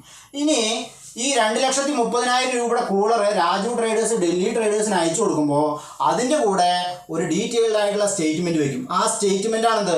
പ്രൊഫോമ ഇൻവോയ്സ് എന്ന് പറയുന്നത്. ഓക്കെ, അപ്പോൾ ആ സ്റ്റേറ്റ്മെൻറ്റ് ഈ പറഞ്ഞ പ്രൊഫോമ ഇൻവോയ്സിൽ എന്തൊക്കെ ഡീറ്റെയിൽസ് ഉണ്ടാകും? മൊത്തം 50 കൂളറാണ്. 50 കൂളറിൽ 20 കൂളറ് ഈ പറഞ്ഞ വില കുറഞ്ഞ 4000 രൂപയുടെയും 30 കൂളറ് 5000 രൂപയുടെയാണ്. വിത്ത് റിമോട്ട് ഫെസിലിറ്റി എല്ലാം ഉള്ള 5000 രൂപയുടെ കൂളറാണ് ഈ പറഞ്ഞ 30 എണ്ണം. അങ്ങനെ ടോട്ടൽ 2,30,000 രൂപയുടെ കൂളർ ഞാൻ അയച്ചു തരുന്നുണ്ട്. ഇത് പ്രത്യേകം പറയാനുള്ള മറ്റൊരു കാര്യം എന്ന് പറഞ്ഞു കഴിഞ്ഞാൽ ഈ 30,000 അതായത് 30 വലിയ കൂളറിൻ്റെ അതായത് വില കൂടിയ കൂളറിന് കമ്പനിക്കാർ 1 വർഷ ഗ്യാരണ്ടിയാണ് വാഗ്ദാനം ചെയ്തിരിക്കുന്നത്. നമുക്ക് എന്ത് ചെയ്യാം? അഡീഷണൽ ആയിട്ട് വളരെ ക്വാളിറ്റിയുള്ള സാധനങ്ങൾ 1 വർഷത്തിനുള്ളിൽ ഒരിക്കലും കേടുവരില്ല. നമുക്ക് അഡീഷണൽ ആയിട്ട് 1 വർഷത്തെ ഗ്യാരണ്ടി കൂടി എക്സ്ട്രാ കൊടുക്കാം എന്നുള്ള ഒരു ഡീറ്റെയിൽസും കൂടി എഴുതിയിട്ടാണ് ആർക്ക് എന്ത് സെൻഡ് ചെയ്യുന്നത്? കൺസൈനിക്ക് പ്രൊഫോമ ഇൻവോയ്സ് സെൻഡ് ചെയ്യുന്നത്. അപ്പോൾ ഈ പ്രൊഫോമ ഇൻവോയ്സ് പറഞ്ഞാൽ എന്താണ്? കൺസൈനിക്ക് അയച്ചു കൊടുക്കുന്ന ഗൂഡ്സിൻ്റെ ഡീറ്റെയിൽസ് ആണ് അവിടെ ഉണ്ടാകുക, പ്രൊഫോമ ഇൻവോയ്സിൽ ഉണ്ടാകുക. അല്ലാതെ ഈ കൂളറിൻ്റെ സ്പെസിഫിക്കേഷൻ അല്ല. കൂളറിൻ്റെ സ്പെസിഫിക്കേഷൻ അതായത് കൂളറിൽ ഇത്ര ഡിഗ്രി കറണ്ട് ഇത്ര കറണ്ട് ഉപയോഗിക്കും, ഇത്ര വോൾട്ട് കറണ്ട് ഉപയോഗിക്കും, അതിനെ ഇത്ര ഡിഗ്രി റൊട്ടേറ്റ് ചെയ്യാൻ പറ്റും, അതിൽ നിന്ന് ഇത്ര ഡിഗ്രി സെൽഷ്യസിലെ തണുത്ത കാറ്റാണ് വരിക തുടങ്ങിയ കാര്യങ്ങളൊന്നും എന്തിലുണ്ടാവില്ല? ഈ പറഞ്ഞ പ്രൊഫോമ ഇൻവോയ്സ് ഉണ്ടാവില്ല. പ്രൊഫോമ ഇൻവോയ്സ് എന്ന് പറഞ്ഞു കഴിഞ്ഞാൽ ഈ പറഞ്ഞ കൺസൈനർ പ്രിപ്പയർ ചെയ്യുന്ന സാധനമാണ്. ഞാൻ ഈ പറഞ്ഞ കൂളറിൻ്റെ സ്പെസിഫിക്കേഷനൊക്കെ ആരാ പ്രിപ്പയർ ചെയ്യുക? അത് ABC കമ്പനിക്കാരാണ് പ്രിപ്പയർ ചെയ്യുക. ഇനി നമ്മൾ എന്താ പറയുക? കാറ്റലോഗ് എന്നാണ് പറയുക. അതായത് ഒരു പ്രൊഡക്റ്റ് വാങ്ങാൻ വേണ്ടിയിട്ട് കൺസ്യൂമറെ സഹായിക്കുന്ന, അതായത് പർച്ചേസിങ് ഡിസിഷൻ എടുക്കാൻ കൺസ്യൂമറെ സഹായിക്കുന്ന സാധനമുണ്ട് കാറ്റലോഗ്. ഇപ്പോൾ ഈ കൂളറിൻ്റെ ഗുണഗണങ്ങളെ കുറിച്ചിട്ട് ഒരു കസ്റ്റമർ പോയിട്ട് അവിടെ ചോദിക്കുമ്പോൾ ഈ പ്രൊഫോമ ഇൻവോയ്സ് നോക്കിയിട്ടല്ല ആര് പറഞ്ഞു കൊടുക്കുന്നത്? ഈ പറഞ്ഞ കടയിലുള്ള ആൾ പറഞ്ഞു കൊടുക്കുക. അത് ഈ ABC എന്ന് പറഞ്ഞ കമ്പനിക്കാർ പ്രൊഡക്റ്റിൻ്റെ കാറ്റലോഗ് ഒക്കെ ഉണ്ടാകും. ആ കാറ്റലോഗ് വെച്ചിട്ടാണ് എന്ത് ചെയ്യുക? അതിൻ്റെ സ്പെസിഫിക്കേഷൻ പറഞ്ഞു കൊടുക്കുക. ഓക്കെ, അതിൻ്റെ സ്പെസിഫിക്കേഷനും ഡീറ്റെയിൽസ് ഒക്കെ പറഞ്ഞു കൊടുക്കുക. കാറ്റലോഗാണ്. കാറ്റലോഗിൻ്റെ ലക്ഷക്കണക്കിന് കോപ്പി ആരടിക്കാറുണ്ട്? ഈ പറഞ്ഞ കമ്പനിക്കാരടിക്കാറുണ്ട്. ഓരോ കൂളറിൻ്റെ ഒപ്പം കാറ്റലോഗ് കൊടുക്കാറുണ്ട്. നമ്മൾ പോയിട്ട് കൂളറിൻ്റെ എന്തൊക്കെ സവിശേഷത ഉണ്ടെന്ന് അവരൊരു കാറ്റലോഗ് എടുത്തരും. നമുക്ക് തന്നെ വായിച്ച് മനസ്സിലാക്കിയിട്ട് അത് പർച്ചേസ് ചെയ്യണോ വേണ്ടയോ എന്നുള്ള ഡിസിഷൻ എടുക്കാനുള്ള ഒരു സ്റ്റേറ്റ്മെൻ്റ് ആണെന്ത്? ഈ പറഞ്ഞ കാറ്റലോഗ് എന്ന് പറയുന്നത്. അതൊന്നുമല്ല ഈ കൺസൈനർ പ്രിപ്പയർ ചെയ്യുന്നത്. കൺസൈനർ പ്രിപ്പയർ ചെയ്യുന്നത് എന്താണ്? പ്രൊഫോമ ഇൻവോയ്സ് ആണ്. അതാകെ ഒരേ ഒരു തവണ പ്രിപ്പയർ ചെയ്യും. അപ്പോൾ ഈ കൺസൈനിക്ക് സാധനങ്ങൾ അയച്ചു കൊടുക്കുന്ന കൂട്ടത്തിൽ ഒറ്റ തവണ പ്രിപ്പയർ ചെയ്യുന്ന ഒരു സ്റ്റേറ്റ്മെൻ്റ് ആണിത് പ്രൊഫോമ ഇൻവോയ്സ്. അതിലെന്താ ഉണ്ടാകുക? ഈ പറഞ്ഞാൽ എത്ര രൂപയുടെ കൂളർ അയച്ചിട്ടുണ്ട്, അതിൽ ഏതൊക്കെ മോഡലാണ്, അതായത് 20 കൂളർ 4000 രൂപയുടെയാണ്, 30 കൂളർ 5000 രൂപയുടെയാണ്. ഇനി എന്തെങ്കിലും അഡീഷണൽ നിർദ്ദേശങ്ങൾ കൊടുക്കാണ്ട് നമ്മൾ പറയണം 1 ഇയർ വാറണ്ടിയെ കമ്പനി കൊടുക്കുള്ളൂ, നമുക്കൊരു എക്സ്ട്രാ ഒരു 1 ഇയർ കൂടി കൊടുക്കാമെന്ന് പറയുകയാണെങ്കിൽ അത്തരത്തിലുള്ള ഡീറ്റെയിൽസ് മാത്രമാണ് അവിടെ ഉണ്ടാകുക പ്രൊഫോമ ഇൻവോയ്സിൽ ഉണ്ടാകുക. പ്രൊഫോമ ഇൻവോയ്സ് അത്രേ പ്രിപ്പയർ ചെയ്യൂ? ഓൺലി വൺസ് മാത്രം പ്രിപ്പയർ ചെയ്യൂ. അങ്ങനെ ഒരു പ്രൊഫോമ ഇൻവോയ്സ് അയച്ചു കൊടുത്തു. അപ്പോൾ രണ്ടുപേരും സാറ്റിസ്ഫൈഡ് ചെയ്തു. മൊത്തം 50 കൂളർ അവിടെ ഇറക്കി വെച്ചു. അതിന് 2,30,000 രൂപയായി എന്ന് മനസ്സിലായി. ഇനി ഒരാഴ്ച കഴിഞ്ഞു, ഒരു വീക്ക് കഴിഞ്ഞപ്പോൾ അതിലെ 10 കൂളർ വിൽപ്പന നടത്തി. 10 കൂളർ വിറ്റു. 10 കൂളർ വിറ്റു എന്ന് പറഞ്ഞു കഴിഞ്ഞാൽ അതിൽ 10 കൂളർ വിറ്റതിൽ 5 എണ്ണം ഏത് കൂളറാണ്? ഈ 4000 രൂപയുടെ കൂളറാണ്. ഓക്കെ, 5 എണ്ണം 4000 രൂപയുടെ കൂളറാണ്. അപ്പോൾ 20,000 രൂപയുടെ ചെറിയ കൂളറും വിറ്റു. 30,000 രൂപയുടെ ഇനി ഒരു 5 എണ്ണം ഏത് കൂളറും വിറ്റു? 25,000 രൂപയുടെ. ഓക്കെ, ഇനി ചെറിയ കൂളർ ഒരു വീക്ക് കഴിഞ്ഞപ്പോൾ ചെറിയ കൂളർ മൊത്തം 10 എണ്ണം വിറ്റതിൽ ചെറിയ കൂളർ 5 എണ്ണം വിറ്റു. വലിയ കൂളർ എന്ത് ചെയ്തു? ഒരു 5 എണ്ണം വിറ്റു. അതായത് 5 25. ഓക്കെ, 25,000 രൂപ കേട്ടോ. 25,000 രൂപ മൊത്തം 45,000 രൂപയുടെ കൂളർ എന്ത് ചെയ്തു? വിൽപ്പന നടന്നു ഒരാഴ്ച കഴിഞ്ഞപ്പോൾ. ഇനി ഈ വിൽപ്പന നടന്ന 45,000 രൂപ ആർക്ക് കൊടുക്കണം? ഡൽഹി ട്രേഡേഴ്സാണ് ആ പൈസ കളക്ട് ചെയ്തിരിക്കുന്നത്. അത് ആർക്ക് കൊടുക്കണം? ഈ പറഞ്ഞ ഇതിൻ്റെ യഥാർത്ഥ ഉടമസ്ഥനായ രാജു ട്രേഡേഴ്സിന് കൊടുക്കണം. കാരണം ഇതെന്തിലാണ് വിൽപ്പന നടത്തുന്നത്? ഓണർഷിപ്പിലല്ല വിൽപ്പന നടത്തുന്നത്. ഇതിൻ്റെ ഉടമസ്ഥനാരാണ്? രാജു ട്രേഡേഴ്സാണ്. അപ്പോൾ 45,000 രൂപ ഈ പറഞ്ഞ രാജു ട്രേഡേഴ്സിന് കൊടുക്കുമ്പോൾ അതിൻ്റെ കൂടെ ഈ ഡൽഹി ട്രേഡേഴ്സുകാർ ഒരു സ്റ്റേറ്റ്മെൻറ്റ് വയ്ക്കും. ആ സ്റ്റേറ്റ്മെൻറ്റിന് എന്താ പറയുക, അക്കൗണ്ട് സെയിൽ എന്ന് പറയുക. അതിനെന്താ പറയുക, അക്കൗണ്ട് സെയിൽ. ഇതിനെയൊക്കെ ക്വസ്റ്റ്യൻ നമ്മൾ വേറെ പഠിക്കുന്നുണ്ട്. അതിനെ പറയുന്ന പേരാണത് അക്കൗണ്ട് സെയിൽ. അപ്പോൾ അക്കൗണ്ട് സെയിൽ പ്രൊഫോമ ഇൻവോയ്സ് എത്ര തവണ പ്രിപ്പയർ ചെയ്യുമായിരുന്നു, ഒറ്റ തവണ പ്രിപ്പയർ ചെയ്യൂ. അക്കൗണ്ട് സെയില് പീരിയോഡിക്കലി പ്രിപ്പയർ ചെയ്യും. ഇപ്പോൾ നമ്മുടെ വീക്കിലി ആണ് എന്ത് ചെയ്യേണ്ടത്, ഡൽഹി ട്രേഡേഴ്സ് രാജു ട്രേഡേഴ്സിന് കണക്ക് കൊടുക്കേണ്ടത്. അതായത് കൺസൈനർക്ക് കണക്ക് കൊടുക്കേണ്ടത് വീക്കിലി ആണെന്ന് പറയുകയാണെങ്കിൽ, അതായത് എല്ലാ ആഴ്ചയും കൊടുക്കണം പറയുകയാണെങ്കിൽ അക്കൗണ്ട് സെയിൽ അപ്പോൾ പ്രിപ്പയർ ചെയ്യും, എല്ലാ ആഴ്ചയും പ്രിപ്പയർ ചെയ്യും. അതായത് ആദ്യത്തെ ആഴ്ച 45,000 രൂപയുടെ കൂളർ വിറ്റു. 2,30,000 രൂപയുടെ കൂളറാണ് ഉണ്ടായിരുന്നത്. അതിൽ നിന്ന് എത്ര വിറ്റു, 45,000 രൂപയുടെ കൂളർ വിറ്റു. ഇനി എത്ര രൂപയുള്ളൂ, 1,85,000 രൂപയുടെ കൂളർ മാത്രമാണ് ആരുടെ കയ്യിലുള്ളത്, ഈ പറഞ്ഞ ഡൽഹി ട്രേഡേഴ്സിൻ്റെ.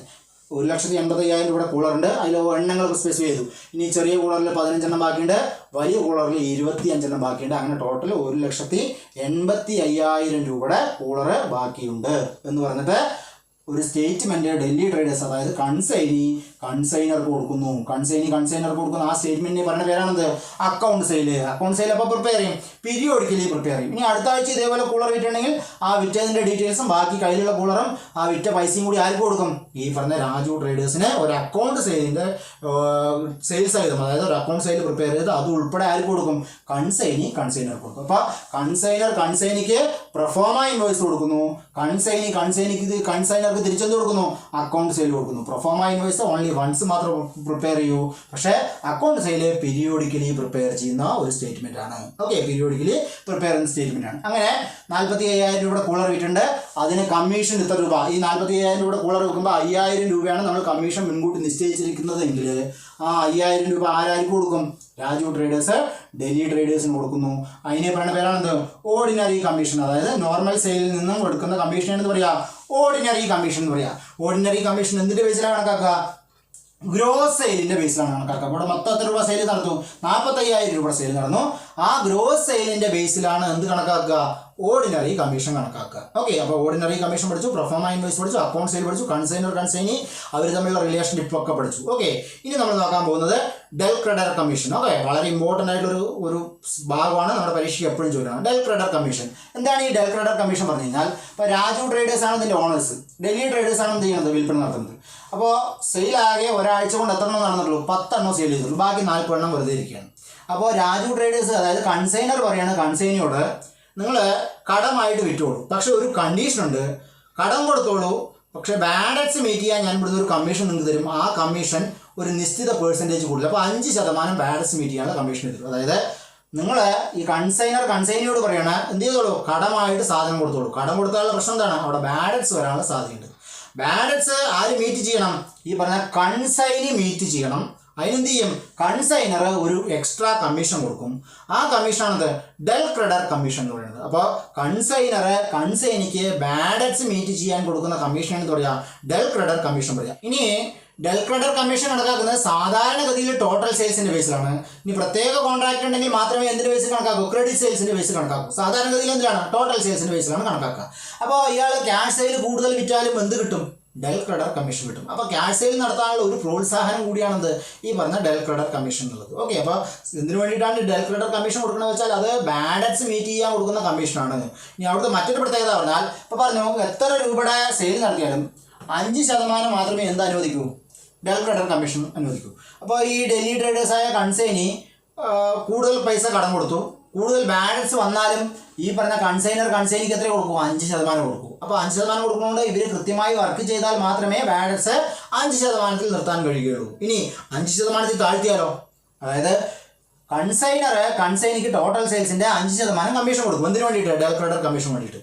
ഇവർ നന്നായിട്ട് വർക്ക് ചെയ്തിട്ട് ഈ പറഞ്ഞ ബാഡ് ഡെറ്റ്സ് 1% കുറച്ചാലും ബാക്കി അപ്പോൾ അത്രയും പൈസ ആർക്ക് ലാഭം കിട്ടും, ഈ പറഞ്ഞ ഡൽഹി ട്രേഡേഴ്സിന്, അതായത് കൺസൈനിക്ക് എന്ത് കിട്ടും, ലാഭം കിട്ടും. അപ്പോൾ ക്യാഷ് സെയിൽസ് പ്രോത്സാഹിപ്പിക്കാനും ബാഡ് ഡെറ്റ്സ് കുറച്ചു കൊണ്ടുവരാനൊക്കെയുള്ള ഒരു പ്രോത്സാഹനം എന്നുള്ള നിലയിൽ കൂടിയാണ് എന്ത് കൊടുക്കുന്നത്, ഈ പറഞ്ഞ ഡെൽ ക്രെഡർ കമ്മീഷൻ കൊടുക്കുന്നത്. നമ്മുടെ പരീക്ഷയ്ക്ക് എപ്പോഴും ചോദിക്കുന്നത് ഡെൽ ക്രെഡർ കമ്മീഷൻ എന്തിനു വേണ്ടിയിട്ടാണ്, കൺസൈനിക്ക് ബാഡ് ഡെറ്റ്സ് മീറ്റ് ചെയ്യാൻ വേണ്ടി കൊടുക്കുന്ന കമ്മീഷനാണിത് ഡെൽ ക്രെഡർ കമ്മീഷൻ എന്ന് പറയുന്നത്. ഓക്കെ, ഇനി ഡെൽ ക്രെഡർ കമ്മീഷൻ എന്തിൻ്റെ ബേസിലാണ് കണക്കാക്കുക എന്ന് ചോദിക്കും. നോർമലി 2 ചോയ്സും തരാറില്ല, ക്രെഡിറ്റ് സെയിൽസും ടോട്ടൽ സെയിൽസും തരാറില്ല. അങ്ങനെ തന്നാലും പ്രത്യേകിച്ച് അവിടെ കരാറൊന്നും പറഞ്ഞിട്ടില്ലെങ്കിൽ അതെന്തിൻ്റെ ബേസിലാണ്, ടോട്ടൽ സെയിൽസിൻ്റെ ബേസിലാണ് എന്ത് ചെയ്യണത്, ഈ പറഞ്ഞ ഡെൽ ക്രെഡർ കമ്മീഷൻ കണക്കാക്കുന്നത്. ഓക്കെ, ഇനി ഒരു കമ്മീഷൻ കൂടി പഠിക്കേണ്ടത് അതെന്താണ്, ഓവർ റൈഡിങ് കമ്മീഷനാണ്. അതായത് ഈ പറഞ്ഞ കൺസൈനിയോട് പറയണ ഒരു മാസം നിങ്ങൾ 100 കൂളർ വിൽക്കുകയാണെങ്കിൽ, അതായത് 100 എണ്ണം വിൽക്കുകയാണെങ്കിൽ അധികം വിൽക്കുന്ന ഓരോന്നിനും എന്ത് ചെയ്യാം, എക്സ്ട്രാ കമ്മീഷൻ തരാം. അല്ലെങ്കിൽ 100 എണ്ണത്തിൽ കൂടുതൽ വിൽക്കുകയാണെങ്കിൽ ടോട്ടൽ സെയിൽസിന് ഒരു നിശ്ചിത ശതമാനം കമ്മീഷൻ അധികം തരാമെന്ന് പറയും. അല്ലെങ്കിലോ ഇപ്പോൾ ഇതിൻ്റെ വില പറഞ്ഞിരിക്കുന്നത് ഒന്നിൻ്റെ വില 4000, ഫംഗ്ഷൻസ് കൂടിയതിൻ്റെ വില 5000 ആണ്. ഈ വിലയിൽ കൂട്ടി വിൽക്കുകയാണെങ്കിലും, അതായത് 4500-നും 5500-നും വിറ്റാലും എന്ത് ചെയ്യാം, എക്സ്ട്രാ കമ്മീഷൻ തരാമെന്ന് പറയും. അങ്ങനെ സെയിൽസ് പ്രോത്സാഹിപ്പിക്കുന്നതിന് വേണ്ടിയിട്ട്, അതായത് ഒരു നിശ്ചിത ലെവലിൽ കൂടുതൽ സെയിൽസ് അച്ചീവ് ചെയ്യുന്നതിനോ ഇതിൻ്റെ വില യഥാർത്ഥ വിലയേക്കാൾ കൂടുതൽ വിലയ്ക്ക് വിൽക്കുന്നതിനോ വേണ്ടിയിട്ട് ഓഫർ ചെയ്യുന്ന കമ്മീഷനാണിത് ഓവർ റൈഡിങ് കമ്മീഷൻ എന്ന് പറയുന്നത്. ഓക്കെ, ഇനി ഇതുമായി ബന്ധപ്പെട്ട് എന്ത് ചെയ്യാറുണ്ട്, എക്സ്പെൻസ് വരാറുണ്ട്. ആ കാര്യത്തെക്കുറിച്ചും കൂടി പഠിക്കണം. അതായത് കൺസൈൻമെൻറ്റ് അക്കൗണ്ടുമായിട്ട് എന്ത് ചെയ്യാറുണ്ട്, എക്സ്പെൻസ് വരാറുണ്ട്. എത്ര തരത്തിലുള്ള എക്സ്പെൻസ് വരിക, 2 തരത്തിലുള്ള എക്സ്പെൻസ് വരിക. ഒന്ന് റെക്കറിങ് എക്സ്പെൻസും മറ്റൊന്ന് നോൺ റെക്കറിങ് എക്സ്പെൻസും. അതായത് കൺസൈൻമെൻറ്റ് അക്കൗണ്ടുമായി ബന്ധപ്പെട്ട് വരുന്ന മറ്റു ക്വസ്റ്റ്യൻസ് ഏത് മേഖലയിൽ നിന്നാണ് വരിക വെച്ചാൽ എക്സ്പെൻസിനെ കുറിച്ച് ചോദിക്കും. കൺസൈൻമെൻറ്റ് അക്കൗണ്ടിൽ 2 തരത്തിലുള്ള എക്സ്പെൻസ് ആണ് വരിക. ഒന്ന് റെക്കറിങ് എക്സ്പെൻസും മറ്റൊന്ന് നോൺ റെക്കറിങ് എക്സ്പെൻസും. ആദ്യം നമുക്ക് നോൺ റെക്കറിങ് എക്സ്പെൻസ് എന്താണെന്ന് പഠിക്കാം. എന്താണ് ഈ നോൺ റെക്കറിങ് എക്സ്പെൻസ് പറഞ്ഞാൽ, അതായത് ഈ കൂളറിനെ, അതായത് ഈ പറഞ്ഞ നമ്മുടെ ഗൂഡ്സിനെ ഫസ്റ്റ് എന്ത് ചെയ്യണം, ലോഡ് ചെയ്യണം. ലോഡ് ചെയ്ത് ട്രാവൽ ചെയ്ത് ഡൽഹി എത്തിക്കണം. അവിടെ എന്ത് ചെയ്യണം, അൺലോഡ് ചെയ്യണം. ഈ പറഞ്ഞ എക്സ്പെൻസുകളൊക്കെ എത്ര തവണ വരും, ഒറ്റ തവണ വരും. അതെന്തില്ല, ആവർത്തിക്കുകയില്ല. അപ്പോൾ ഇങ്ങനെ loading charge, travelling expense, unloading charge ഒക്കെ എന്താണ്, അതൊക്കെ നോൺ റെക്കറിങ് എക്സ്പെൻസ് ആണ്. അതായത് കൺസൈനറുടെ ഗൂഡ്സ് കൺസൈനറുടെ പ്ലേസിൽ എത്തുന്നത് വരെ വരുന്ന എക്സ്പെൻസുകൾ എന്താണ്, പിന്നെ import duty, export duty, octroi നികുതി കൊടുക്കണം, നികുതികളൊക്കെ എന്താണ്, അതൊക്കെ നോൺ റെക്കറിങ് എക്സ്പെൻസ് ആണ്. ഇനി എന്താണ് ഈ റെക്കറിങ് എക്സ്പെൻസിൽ വരുന്നത്, ഇത് അവിടെ കൊണ്ടുപോയിട്ട് സൂക്ഷിക്കണം. വീട്ടിലെങ്കിൽ എന്ത് ചെയ്യണം, ഒരു ഗോഡൗൺ എടുക്കണം, അവിടെ ഗോഡൗണിന് റെൻറ്റ് കൊടുക്കണം, അത് എല്ലാ മാസം കൊടുക്കണം. ഇനി പറഞ്ഞ കമ്മീഷൻ എല്ലാ സെയിലിലും കൊടുക്കണം, അതെന്താണ്, അതൊരു റെക്കറിങ് എക്സ്പെൻസ് ആണ്. ഇനി ഈ ഗോഡൗണിൽ ഇതിനെ നോക്കാൻ വേണ്ടിയിട്ട് ഒരാളെ ഒരു വാച്ച്മാനെ നിർത്തുന്നെങ്കിൽ ഈ വാച്ച്മാന് കൊടുക്കുന്ന സാലറി. അങ്ങനെ ഈ പറഞ്ഞ ഗൂഡ്സ് അവിടെ കൊണ്ടിട്ട് മെയിൻറ്റെയിൻ ചെയ്യാൻ വേണ്ടി വരുന്ന ചിലവുകളൊക്കെ എന്താണ്, അതൊക്കെ റെക്കറിങ് നാച്ചുറൽ എക്സ്പെൻസ് ആണ്. ഓക്കെ, ഇനി കൺസൈൻമെൻറ്റുമായി ചോദിക്കുന്ന മറ്റു ക്വസ്റ്റ്യൻ എന്ന് പറഞ്ഞാൽ ലോസിനെ കുറിച്ചിട്ടാണ്. കൺസൈൻമെൻറ്റിൽ സാധാരണയായിട്ട് 2 തരത്തിലുള്ള ലോസിനെ കുറിച്ചിട്ടാണ് പറയുന്നത്. ഒന്ന് നോർമൽ ലോസും മറ്റൊന്ന് അബ്നോർമൽ ലോസും. എന്താ ഈ നോർമൽ ലോസ് പറഞ്ഞാൽ, ഒരിക്കലും ഒഴിവാക്കാൻ കഴിയാത്ത ലോസുകളാണെന്ത്, നോർമൽ ലോസ്. ലീക്കേജ്, ഇവാപ്പറേഷൻ, ആവിയെ പോവുക. സാധനങ്ങൾ ചില സ്ഥലം, ഇപ്പോൾ പെട്രോൾ പോലുള്ള സാധനങ്ങളൊക്കെ എന്ത് ചെയ്യും, ഇവാപ്പറേറ്റ് പോകും. നമ്മൾ ഒരു സ്ഥലത്ത് നിന്ന് മറ്റൊരു സ്ഥലത്തേക്ക് കൊണ്ടുപോകുമ്പോൾ അവിടെ ഇവാപ്പറേഷൻ വരും. ഓക്കെ, അപ്പോൾ ഡ്രൈനെസ്, ഇങ്ങനെ ഒഴിവാക്കാൻ കഴിയാത്ത നഷ്ടങ്ങളാണ് എന്ത് പറയുന്നത്, നോർമൽ ലോസ് എന്ന് പറയുന്നത്. സാധാരണ കുട്ടികൾ തെറ്റിക്കാറുണ്ട്. അതുകൊണ്ട് പ്രത്യേകം എടുത്ത് പറയണേ, നോർമൽ ലോസിന് എന്ത് ചെയ്യാൻ കഴിയില്ല, ഒരിക്കലും അവോയ്ഡ് ചെയ്യാൻ കഴിയില്ല. ഇനി അബ്നോർമൽ ലോസ് ഉണ്ട്. അതെന്താണ്, ആക്സിഡൻറ്റ്, തെഫ്റ്റ്, അങ്ങനെ നമുക്ക് ഒഴിവാക്കാൻ കഴിയുന്ന നഷ്ടങ്ങളെ എന്താ പറയുക, അബ്നോർമൽ ലോസ് പറയാം. ഓക്കെ, അപ്പോൾ ഇത്രയും ക്വസ്റ്റ്യൻസ് ആണ് നമുക്ക് കൺസൈൻമെൻറ്റുമായിട്ട് ബന്ധപ്പെട്ട് വരുന്നത്. ഈ ട്രാൻസാക്ഷനെ വ്യക്തമായി മനസ്സിലാക്കുക. അതിനുശേഷം നമുക്ക് എന്ത് ചെയ്യുക, ക്വസ്റ്റ്യൻസ് ചെയ്യാൻ തുടങ്ങും. ഓക്കെ, അപ്പോൾ ഇത് ഏകദേശം മനസ്സിലായി എന്ന് പറയുന്നു വിചാരിക്കുന്നു. ഈ പറഞ്ഞ സാധനങ്ങൾ കയറ്റി അയക്കുന്ന ആളെ കൺസൈനർ എന്ന് പറയുന്നു. അയാൾ പ്രിൻസിപ്പളാണ്. സാധനങ്ങൾ ഇറക്കുമതി ചെയ്ത് വിൽപ്പന നടത്തുന്ന ആൾ കൺസൈനി അല്ലെങ്കിൽ ഏജന്റ് ആണ്. കൺസൈനർ ഗൂഡ്സ് കയറ്റി അയക്കുമ്പോൾ അതിൻ്റെ കൂടെ എന്തായിരിക്കും, പ്രൊഫോമ ഇൻവോയ്സ് ആയിരിക്കും. അതിൽ എത്ര രൂപയാണ് ഈ പറഞ്ഞ കൺസൈനിക്ക് കൊടുക്കുന്ന ഗൂഡ്സിൻ്റെ ഡീറ്റെയിൽസ് ആണ് എന്തിലുണ്ടാകുക, പ്രൊഫോമ ഇൻവോയ്സിൽ ഉണ്ടാകുക. അത് ഓൺലി വൺസ് ആണ് പ്രിപ്പയർ ചെയ്യുക. തിരിച്ച് കൺസൈനർക്ക് എന്ത് ചെയ്യും, പീരിയോഡിക്കലായിട്ട് അക്കൗണ്ട് സെയിൽ അയച്ചു കൊടുക്കും. ഇനി വിൽപ്പന നടത്തുന്നതിന് എന്ത് ചെയ്യും, കൺസൈനിക്ക് സാധാരണയായിട്ട് ഓർഡിനറി കമ്മീഷൻ അനുവദിക്കാറുണ്ട്. ഇനി കടത്തിൽ കൊടുക്കുകയാണെങ്കിൽ അവിടെ ബാലൻസ് മീറ്റ് ചെയ്യാൻ വേണ്ടിയിട്ട് എന്ത് കൊടുക്കാറുണ്ട്, ഡെൽ ക്രെഡിറ്ററി കമ്മീഷൻ കൊടുക്കാറുണ്ട്. ഒരു നിശ്ചിത ലെവലിൽ കൂടുതൽ സെയിൽസ് നടത്തുമ്പോൾ അവിടെ എന്ത് കൊടുക്കാറുണ്ട്, ഓവർ റൈഡിങ് കമ്മീഷൻ കൊടുക്കാറുണ്ട്. പിന്നെ എക്സ്പെൻസുകൾ റെക്കറിംഗ് ഉണ്ട്, നോൺ റെക്കറിംഗ് ഉണ്ട്. കൺസൈനറുടെ ഗൂഡ്സ് കൺസൈനറുടെ സ്ഥലത്ത് എത്തുന്നത് വരെയുള്ള എക്സ്പെൻസുകളെ നമ്മൾ നോൺ റെക്കറിംഗ് എക്സ്പെൻസും, അവിടെ എത്തിയതിന് ശേഷം അത് പരിപാലിക്കാൻ വേണ്ടി വരുന്ന ചിലവിനെ എന്ത് പറയുന്നു, റെക്കറിംഗ് എക്സ്പെൻസ് എന്ന് പറയുന്നു. ഇനി 2 തരത്തിലുള്ള ലോസുണ്ട്, നോർമൽ ലോസും അബ്നോർമൽ ലോസും. ഒരിക്കലും ഒഴിവാക്കാൻ കഴിയാത്ത ലോസുകളെ നോർമൽ ലോസ് എന്നും ഒഴിവാക്കാൻ കഴിയുന്ന ലോസുകളെ അബ്നോർമൽ ലോസ് എന്നും പറയുന്നു. ഓക്കെ, പിന്നെ നമുക്ക് ഇതിൻ്റെ ക്വസ്റ്റ്യൻസ് നോക്കൂ. കൺസൈൻമെന്റ് അക്കൗണ്ട് എവിടെയാണ് പ്രതിപാദിക്കുന്നത്? Consignment account is conducted as per Indian contract act 1872 ഇതിനെ കുറിച്ച് പറയുന്നത്, ഈ കൺസൈൻമെന്റിനെ കുറിച്ച് പറയുന്നത്. ഇനി നോക്കൂ, the person who sends the goods. നമ്മുടെ എക്സാമ്പിൾ പ്രകാരമാണെങ്കിൽ ഗൂഡ്സ് ആരാ അയച്ചു കൊടുക്കുന്നത്, രാജു ട്രേഡേഴ്സ് ആണ്. Sends the goods is called principal or consignor and the person whom goods are send is called. ആർക്കാണോ അത് അയച്ചു കൊടുക്കുന്നത് അയാൾ എന്ന് പറയുന്നത് ഏജന്റ് അല്ലെങ്കിൽ കൺസൈനി എന്ന് പറയുന്നു. നമുക്ക് 2 ആൾക്കാരുള്ളത്, കൺസൈനറും കൺസൈനി. നോക്കൂ, the ownership in the goods does not pass to. Ownership ഒരിക്കലും ആർക്ക് കൊടുക്കുന്നില്ല, കൺസൈനിക്ക് കൊടുക്കുന്നില്ല. അത് ആൾവേസ് വിത്ത് ആരുടെ കയ്യിലാണ്, കൺസൈനറുടെ കയ്യിലാണ്. ഇനി consignee sells the goods on behalf of and at the risk of. Consignee ആരുടെ പകരക്കാരനായിട്ടും ആരുടെ റിസ്കിലുമാണ് ഈ പറഞ്ഞ സാധനങ്ങൾ വിൽക്കുന്നത്? കൺസൈനറുടെ റിസ്കിലാണ് വിൽക്കുന്നത്. അതാണ് consignee sells the goods on behalf of and at the risk of. ആരുടെയാണ്? കൺസൈനറുടെയാണ്. ഇനി consignee gets a fixed rate of commission. അതിന് വേണ്ടിയിട്ട് കൺസൈനിക്ക് ഒരു ഫിക്സഡ് റേറ്റ് ഓഫ് കമ്മീഷൻ കിട്ടും. അതാണ് നോർമൽ കമ്മീഷൻ. അത് എന്തിൻ്റെ അടിസ്ഥാനത്തിലാണ്? ഗ്രോസ് സെയിൽസിന്റെ അടിസ്ഥാനത്തിലാണ്. ഇത് പലവട്ടം ചോദിച്ചിട്ടുള്ള ഒരു ക്വസ്റ്റ്യൻ ആണ്. Consignee gets a fixed rate of commission on gross sale for his service. Okay, gross സെയിൽസിന്റെ അടിസ്ഥാനത്തിലാണ്. അടുത്ത് നോക്കൂ, പ്രൊഫോമ ഇൻവോയ്സ്. പ്രൊഫോമ ഇൻവോയ്സ് ആരാണ് പ്രിപ്പയർ ചെയ്യുക? ആരാണ് എത്ര തവണ പ്രിപ്പയർ ചെയ്യും? അതായത് proforma invoice is prepared by the consignor only once send along with the goods. ഗൂഡ്സിന്റെ ഒപ്പം അയക്കുന്ന സാധനമുണ്ട് പ്രൊഫോമ ഇൻവോയ്സ്. ഓക്കെ, അടുത്ത് നോക്കൂ, dash is a statement prepared by the consignee either on completion of sales or at periodical intervals. അതായത് dash is a statement prepared by the consignee. Consignee periodical ആയിട്ട് prepare ചെയ്തിട്ട് കൺസൈനർക്ക് അയച്ചു കൊടുക്കുന്ന statement ഏതാണ് ചോദിച്ചാൽ എന്താണ്? അക്കൗണ്ട് സെയിൽസ് ആണ്. ഓക്കെ, അപ്പോൾ proforma invoice only prepared in once and account sales are prepared periodically. Okay, അടുത്ത് നോക്കൂ, dash give the details of goods sold in the consignment account. കൺസൈൻമെന്റിൽ എത്ര ഗൂഡ്സ് വിറ്റു എന്നുള്ളത് ഏതിൽ കിട്ടും? അക്കൗണ്ട് സെയിലിൽ കിട്ടും. കാരണം അക്കൗണ്ട് സെയിലില് കൺസൈനർ ഇത്ര ഗൂഡ്സ് വിറ്റു, ഇനി ബാക്കി എൻ്റെ കയ്യിൽ ഇത്രയേ ഉള്ളൂ എന്നുള്ള ഒരു സ്റ്റേറ്റ്മെന്റ് ആണ് ആർക്ക് കൊടുക്കുന്നത്? പീരിയോഡിക്കലായിട്ട് കൺസൈനർ കൊടുക്കുന്നത്. അതിനാണ് പറയാ അക്കൗണ്ട് സെയിൽ എന്ന് പറയുന്നത്. ഇനി consignee has to send dash statement to consignor. അതാണ് അക്കൗണ്ട് സെയിലാണ്. കൺസൈനി ആർക്ക്? കൺസൈനർക്ക് എന്താ കൊടുക്കുക? അക്കൗണ്ട് സെയിലാണ്. കൺസൈനിക്കോ അത് പ്രൊഫോമ ഇൻവോയ്സ് ആണ്, prepared only once. Account sales periodically. അടുത്ത് നോക്കൂ, account sales are prepared periodically. ഇതൊക്കെ പ്രീവിയസ് ക്വസ്റ്റനിൽ വന്നാണ്. Account sales are prepared periodically. പീരിയോഡിക്കലായിട്ട് പ്രിപ്പയർ ചെയ്യുന്ന സ്റ്റേറ്റ്മെന്റ് ആണ് എന്ത്? Account sale. ഈ dash is the remuneration paid by the consignor to the consignee for his service. It is called at an agreed percentage on the total sales. അതാണ് ordinary commission. നമ്മൾ ordinary commission എന്തിന്റെ ബേസിലാണ് കണക്കാക്കാതെ പഠിച്ചു? എന്തിന്റെ ബേസിലാണ്? Total സെയിൽസിന്റെ ബേസിലാണ്. അതാണ് ordinary commission is the remuneration paid by the consignor to the consignee for his service on total sales. So total സെയിൽസിന്റെ അടിസ്ഥാനത്തിൽ റെമ്യൂണറേഷൻ കണക്കാക്കുന്നതിനെ പറയുന്ന പേരാണ് ഓർഡിനറി കമ്മീഷൻ. ഓക്കെ, അടുത്ത നോക്കൂ, it is a special commission paid by the consignor to consignee for taking extra risk. ആ extra risk എന്ന് പറഞ്ഞാലും അവിടെ ബാഡ് റിസ്ക് എന്നൊന്നും എവിടെയും പറഞ്ഞിട്ടില്ല. ഇത് പ്രീവിയസ് ആയിട്ട് വന്നിട്ടുള്ള ഒരു ക്വസ്റ്റൻ ആണ്. It is a special commission paid by the consignor to consignee for taking extra risk. ഈ എക്സ്ട്രാ റിസ്ക് എന്താണ്?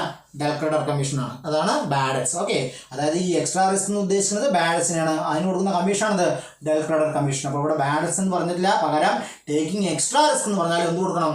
ഡെൽക്രെഡർ കമ്മീഷൻ കൊടുക്കണം. ഓക്കെ, ഇനി del credere commission is allowed cover to the risk of എന്താണ്? Bad debts meet ചെയ്യാൻ വേണ്ടിയിട്ടാണ് del credere commission കൊടുക്കുന്നത്. Del credere commission is allowed to cover the risk of bad debts. അടുത്ത നോക്കൂ, del credere commission is calculated either on gross sales. In the absence of information, it is calculated on the gross sales. In the event of special agreement, it is calculated on credit sales. അപ്പോൾ ഒരു special agreement ഉണ്ടെങ്കിൽ മാത്രമാണ് ഈ പറഞ്ഞ ഡെൽക്രെഡർ commission എന്തിന്റെ ബേസിൽ കണക്കാക്കുക? Credit സെയിൽസിന്റെ ബേസിൽ കണക്കാക്കുക. സാധാരണഗതിയിൽ എന്തിനാണ് കണക്കാക്കുക? ഗ്രോസ് സെയിൽസിന്റെ ബേസിലാണ് കണക്കാക്കുക. നമ്മുടെ പരീക്ഷയ്ക്ക് പലവട്ടം ചോദിച്ചാൽ ഒന്നും പറയില്ല. Del credere commission is calculated on the basis of എന്ന് ചോദിച്ചാൽ എന്ത് പറയും? നമ്മൾ ഗ്രോസ് സെയിൽസ് ആണ്. ഇനിയിപ്പോൾ പ്രത്യേകം എടുത്ത് പറയണത് ഇൻ ദ സ്പെഷ്യൽ എഗ്രിമെന്റ് ഉണ്ടെങ്കിൽ മാത്രമേ എന്ത് ചെയ്യുള്ളൂ? ക്രെഡിറ്റ് സെയിൽസിന്റെ ബേസിൽ കണക്കാക്കുകയുള്ളൂ. അടുത്ത നോക്കൂ, dash is a special commission allowed by the consignor to the consignee over and above the ordinary commission. അതാണ് നമ്മൾ പറഞ്ഞില്ലേ, ഓവർ ആൻഡ് എബവ്. ഓർഡിനറി കമ്മീഷന് പുറമേ കൊടുക്കുന്ന കമ്മീഷൻ എന്ന് പറയാം ഓവർ റൈഡിങ് കമ്മീഷൻ പറയാം. ഇനി dash commission is allowed with and objective to sell goods at higher price. നമ്മൾ പറഞ്ഞു 4000 സാധനത്തിന് 4500 രൂപയ്ക്ക് വിൽക്കാനോ, അതായത് ഹയർ പ്രൈസിൽ വിൽക്കാനോ. Or it is an extra incentive to the consignee usually allowed if the total sales exceed a specific target. ഒരു നിശ്ചിത ടാർഗറ്റിന് മുകളിൽ സെയിൽസ് വിൽക്കുന്നതിന് വേണ്ടിയിട്ടോ കൺസൈനിക്ക് കൊടുക്കുന്ന കമ്മീഷനാണ് ഈ പറഞ്ഞ ഓവർ റൈഡിങ് കമ്മീഷൻ എന്ന് പറയുന്നത്. അപ്പോൾ 3 കമ്മീഷനാണത്: ordinary commission, del credere commission, over riding commission. Ordinary commission normal സെയിൽസിൽ ഗ്രോസ് സെയിൽസിന്റെ ബേസിൽ കണക്കാക്കും. ഡെൽക്രെഡർ കമ്മീഷൻ സാധാരണഗതിയിൽ ഗ്രോസ് സെയിൽസിലാണ്. അതിന് വേണ്ടിയിട്ടാണ് ബാഡ്സ് മീറ്റ് ചെയ്യുന്നതിനോ അല്ലെങ്കിൽ എക്സ്ട്രാ റിസ്ക് എടുക്കുന്നതിനോ വേണ്ടി കൊടുക്കുന്ന കമ്മീഷനാണ് ഡെൽക്രെഡർ കമ്മീഷൻ. ഓവർ റൈഡിങ് കമ്മീഷൻ പറഞ്ഞാൽ എന്തിനാണ്? ഒരു സ്പെസിഫിക് ലെവലിൽ കൂടുതൽ സെയിൽസ് എക്സീഡ് ചെയ്യുന്നതിനോ അല്ലെങ്കിൽ വില കൂട്ടി വിൽക്കുന്നതിനോ കൊടുക്കുന്ന കമ്മീഷനാണ് ഓവർ റൈഡിങ് കമ്മീഷൻ. അടുത്ത നോക്കുക, over riding commission may be calculated on the total sales or on the excess of total sales over the invoice price. ഇത് ചോദിക്കുകയാണെങ്കിൽ ഇങ്ങനെ തന്നെ തരും. അല്ലെങ്കിൽ ടോട്ടൽ സെയിൽസ് മാത്രം കണ്ടാൽ എന്ത് എഴുതാം? ടോട്ടൽ സെയിൽസിൽ എഴുതാം. ഒന്നുകിൽ ടോട്ടൽ സെയിൽസിലോ or on the excess of total sales over the invoice price. Invoice പ്രൈസിനേക്കാൾ കൂട്ടി വിൽക്കുന്ന വിലക്കോ ആണ് എന്ത് ചെയ്യുക? ഈ പറഞ്ഞ ഓവർ റൈഡിങ് കമ്മീഷൻ കൊടുക്കാം. Over riding commission. Okay, In consignment account, dash are those indirect expenses which are incurred after the goods have reached the place of consignee. കൺസൈനയുടെ സ്ഥലത്ത് എത്തിയതിനു ശേഷം കൺസൈൻമെന്റ് ഗൂഡ്സിൽ ഉണ്ടാകുന്ന ചെലവുകളെ പറയുന്ന പേരാണിത് റെക്കറിംഗ് എക്സ്പെൻസസ്. അതായത് godown rent, godown commission, godown insurance, ഇതൊക്കെ എന്താണ്? Recurring expense ആണ്. ഇതൊക്കെ ആവർത്തിച്ച് വരുന്ന ചെലവുകളാണ്. ഇതെപ്പോഴാണ് വരിക? കൺസൈനറുടെ ഗൂഡ്സ് കൺസൈനറുടെ സ്ഥലത്ത് എത്തിയതിനു ശേഷമാണ് ഉണ്ടാകുന്നത്. അതാണ് ഇൻ കൺസൈൻമെന്റ് അക്കൗണ്ട്.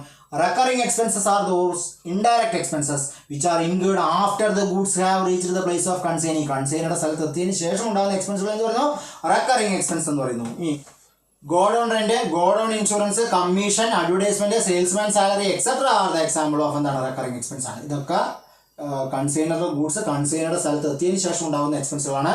ഇതെല്ലാം റെക്കറിംഗ് എക്സ്പെൻസുകളാണ്. ഇനി നോക്കൂ, non recurring expenses. Non-recurring expenses are those expenses which are incurred from the time of goods sent by the consignor till the time goods reach the business premises of the consignee. Consignor goods അയച്ചിട്ട് കൺസൈനറുടെ business പ്രിമിസസിൽ എത്തുന്നത് വരെയുള്ള ചിലവുകളെ നമ്മൾ പറയുന്നു non recurring expense എന്ന് പറയുന്നു. Recurring expense എപ്പോഴാണ് വരിക? Consignor goods കയറ്റി അയച്ചിട്ട് കൺസൈനറുടെ സ്ഥലത്ത് എത്തിയതിന് ശേഷം വരുന്ന എക്സ്പെൻസുകളാണത് റെക്കറിംഗ് എക്സ്പെൻസ്. കൺസൈനറുടെ സ്ഥലത്ത് പ്രിമിസസിൽ എത്തുന്നത് വരെയുള്ള എക്സ്പെൻസുകളാണത് നോൺ റെക്കറിംഗ് എക്സ്പെൻസ്. അതാണ് non recurring expenses are those expense which are incurred from the time of goods sent by the consignor till the time goods reach the business premises of the consignee. Okay, അടുത്ത നോക്കൂ. Loading charge, freight, packaging, unloading charge, octroi. Octroi പറഞ്ഞാൽ ഒരു നികുതിയാണ് കേട്ടോ. Octroi, cartage etcetera, custom duty, import duty etcetera are the example of എന്താണ്? Non recurring expense ആണ്. ഇതൊക്കെ ഒറ്റ തവണ മാത്രം വരുന്ന എക്സ്പെൻസുകളാണ്. എന്താ? ഈ നികുതികൾ, import duty, freight, cartage, packing charge ഒക്കെ ഒറ്റ തവണ വരുന്ന എക്സ്പെൻസുകളാണ്. അതൊക്കെ അതിന് ഉദാഹരണമാണ്, നോൺ റെക്കറിംഗ് എക്സ്പെൻസുകൾക്ക് ഉദാഹരണമാണ്. ഇനി നമ്മൾ മനസ്സിലാക്കേണ്ട ഒരു കാര്യം, കൺസൈൻമെന്റ് അക്കൗണ്ടിൽ ഏതൊക്കെ തരത്തിലുള്ള അക്കൗണ്ട് ഉൾപ്പെടുന്നു ചോദിച്ചാൽ റിയൽ ഉണ്ട്, പേഴ്സണൽ ഉണ്ട്, നോമിനൽ ഉണ്ട്. കൺസൈൻമെന്റ് അക്കൗണ്ട് എന്താണ്? ഈക്വൽ ടു ട്രേഡിംഗ് അക്കൗണ്ട് ആണ്. അതുകൊണ്ട് അതൊരു നോമിനൽ അക്കൗണ്ട് ആണ്. കൺസൈനറുടെ ബുക്കിൽ കൺസൈനറുടെ അക്കൗണ്ട് പ്രിപ്പയർ ചെയ്യാറുണ്ട്. അതായത് കൺസൈനർ കയറ്റി അയക്കുന്ന ആള്, കയറ്റി അയച്ചു കൊടുത്ത ആൾക്ക് അയാൾ എത്ര രൂപ തരാനുണ്ട് എന്ന് പറഞ്ഞൊരു അക്കൗണ്ട് പ്രിപ്പയർ ചെയ്യാറുണ്ട്. അതാണ് എന്ത്? കൺസൈനീസ് അക്കൗണ്ട്. കൺസൈനീസ് അക്കൗണ്ട് എന്താണ്? അതൊരു പേഴ്സണൽ അക്കൗണ്ട് ആണ്. പിന്നെയുള്ളത് സ്റ്റോക്ക് ഓൺ കൺസൈൻമെന്റ് ആണ്. അതായത് കൺസൈനറുടെ കയ്യിൽ എത്ര സ്റ്റോക്ക് ബാക്കി നിൽക്കുന്നുണ്ട് എന്നുള്ളൊരു അക്കൗണ്ട് ഉണ്ട്. അതെന്താണ്? സ്റ്റോക്ക് ഓൺ കൺസൈൻമെന്റ് അക്കൗണ്ട് ആണ്. അത് ഈക്വൽ ടു ക്ലോസിംഗ് സ്റ്റോക്ക് ആണ്. അതുകൊണ്ട് അതൊരു റിയൽ അക്കൗണ്ട് ആണ്. അപ്പോൾ കൺസൈൻമെന്റ് അക്കൗണ്ടിൽ 3 അക്കൗണ്ട് വരുന്നുണ്ട്. റിയൽ വരുന്നുണ്ട്, പേഴ്സണൽ വരുന്നുണ്ട്, നോമിനൽ വരുന്നുണ്ട്. കൺസൈൻമെന്റ് അക്കൗണ്ട് പറഞ്ഞാൽ ഈക്വൽ ടു ട്രേഡിംഗ് അക്കൗണ്ട് ആണ്. അതൊരു നോമിനൽ അക്കൗണ്ട് ആണ്. കൺസൈനഡ് അക്കൗണ്ട്, കൺസൈനറുടെ ബുക്കിൽ കൺസൈനഡ് അക്കൗണ്ട് പ്രിപ്പയർ ചെയ്യാറുണ്ട്. അതൊരു പേഴ്സണൽ അക്കൗണ്ട് ആണ്. സ്റ്റോക്ക് ഓൺ കൺസൈൻമെന്റ് ഉണ്ട്. അതെന്താണ്? അതൊരു റിയൽ അക്കൗണ്ട് ആണ്. ക്ലോസിംഗ് സ്റ്റോക്ക് എന്നുള്ള രീതിയിൽ അതൊരു റിയൽ അക്കൗണ്ട് ആയിട്ടാണ് കണക്കാക്കുന്നത്. നോക്കൂ, in order to find out the profit or loss on consignment the consignor keep a separate account called consignment account. ഈ അക്കൗണ്ട് എന്താണ്? ഈക്വൽ ടു ട്രേഡിംഗ് അക്കൗണ്ട് ആണ്. ഇതൊരു നോമിനൽ അക്കൗണ്ട് ആണ്. അതാണ് in order to find out profit or loss on consignment. നമുക്ക് ഈ പ്രത്യേക ബിസിനസ്സിൽ, അതായത് ഈ പറഞ്ഞ പ്രത്യേക കൺസൈൻമെന്റിൽ പ്രോഫിറ്റ് ആണോ ലോസ് ആണോ എന്ന് അറിയാൻ വേണ്ടിയിട്ട് കൺസൈനർ എപ്പോഴും ഒരു സെപ്പറേറ്റ് അക്കൗണ്ട് കീപ്പ് ചെയ്യും. അതിനാണ് എന്താ പറയുക? കൺസൈൻമെന്റ് അക്കൗണ്ട് എന്ന് പറയുന്നത്. ഇനി consignment account is a just like trading account and it is a nominal account. Consignment account എന്തിന് ഉദാഹരണമാണ്? നോമിനൽ അക്കൗണ്ടിന് ഉദാഹരണമാണ്. ഇനി the profit or loss on consignment is transferred to. Profit ആണെങ്കിൽ ലോസ് ആണെങ്കിൽ അതിനെ അവിടേക്ക് ട്രാൻസ്ഫർ ചെയ്യും. പ്രോഫിറ്റ് ആൻഡ് ലോസ് അക്കൗണ്ടിലേക്ക് ട്രാൻസ്ഫർ ചെയ്യും.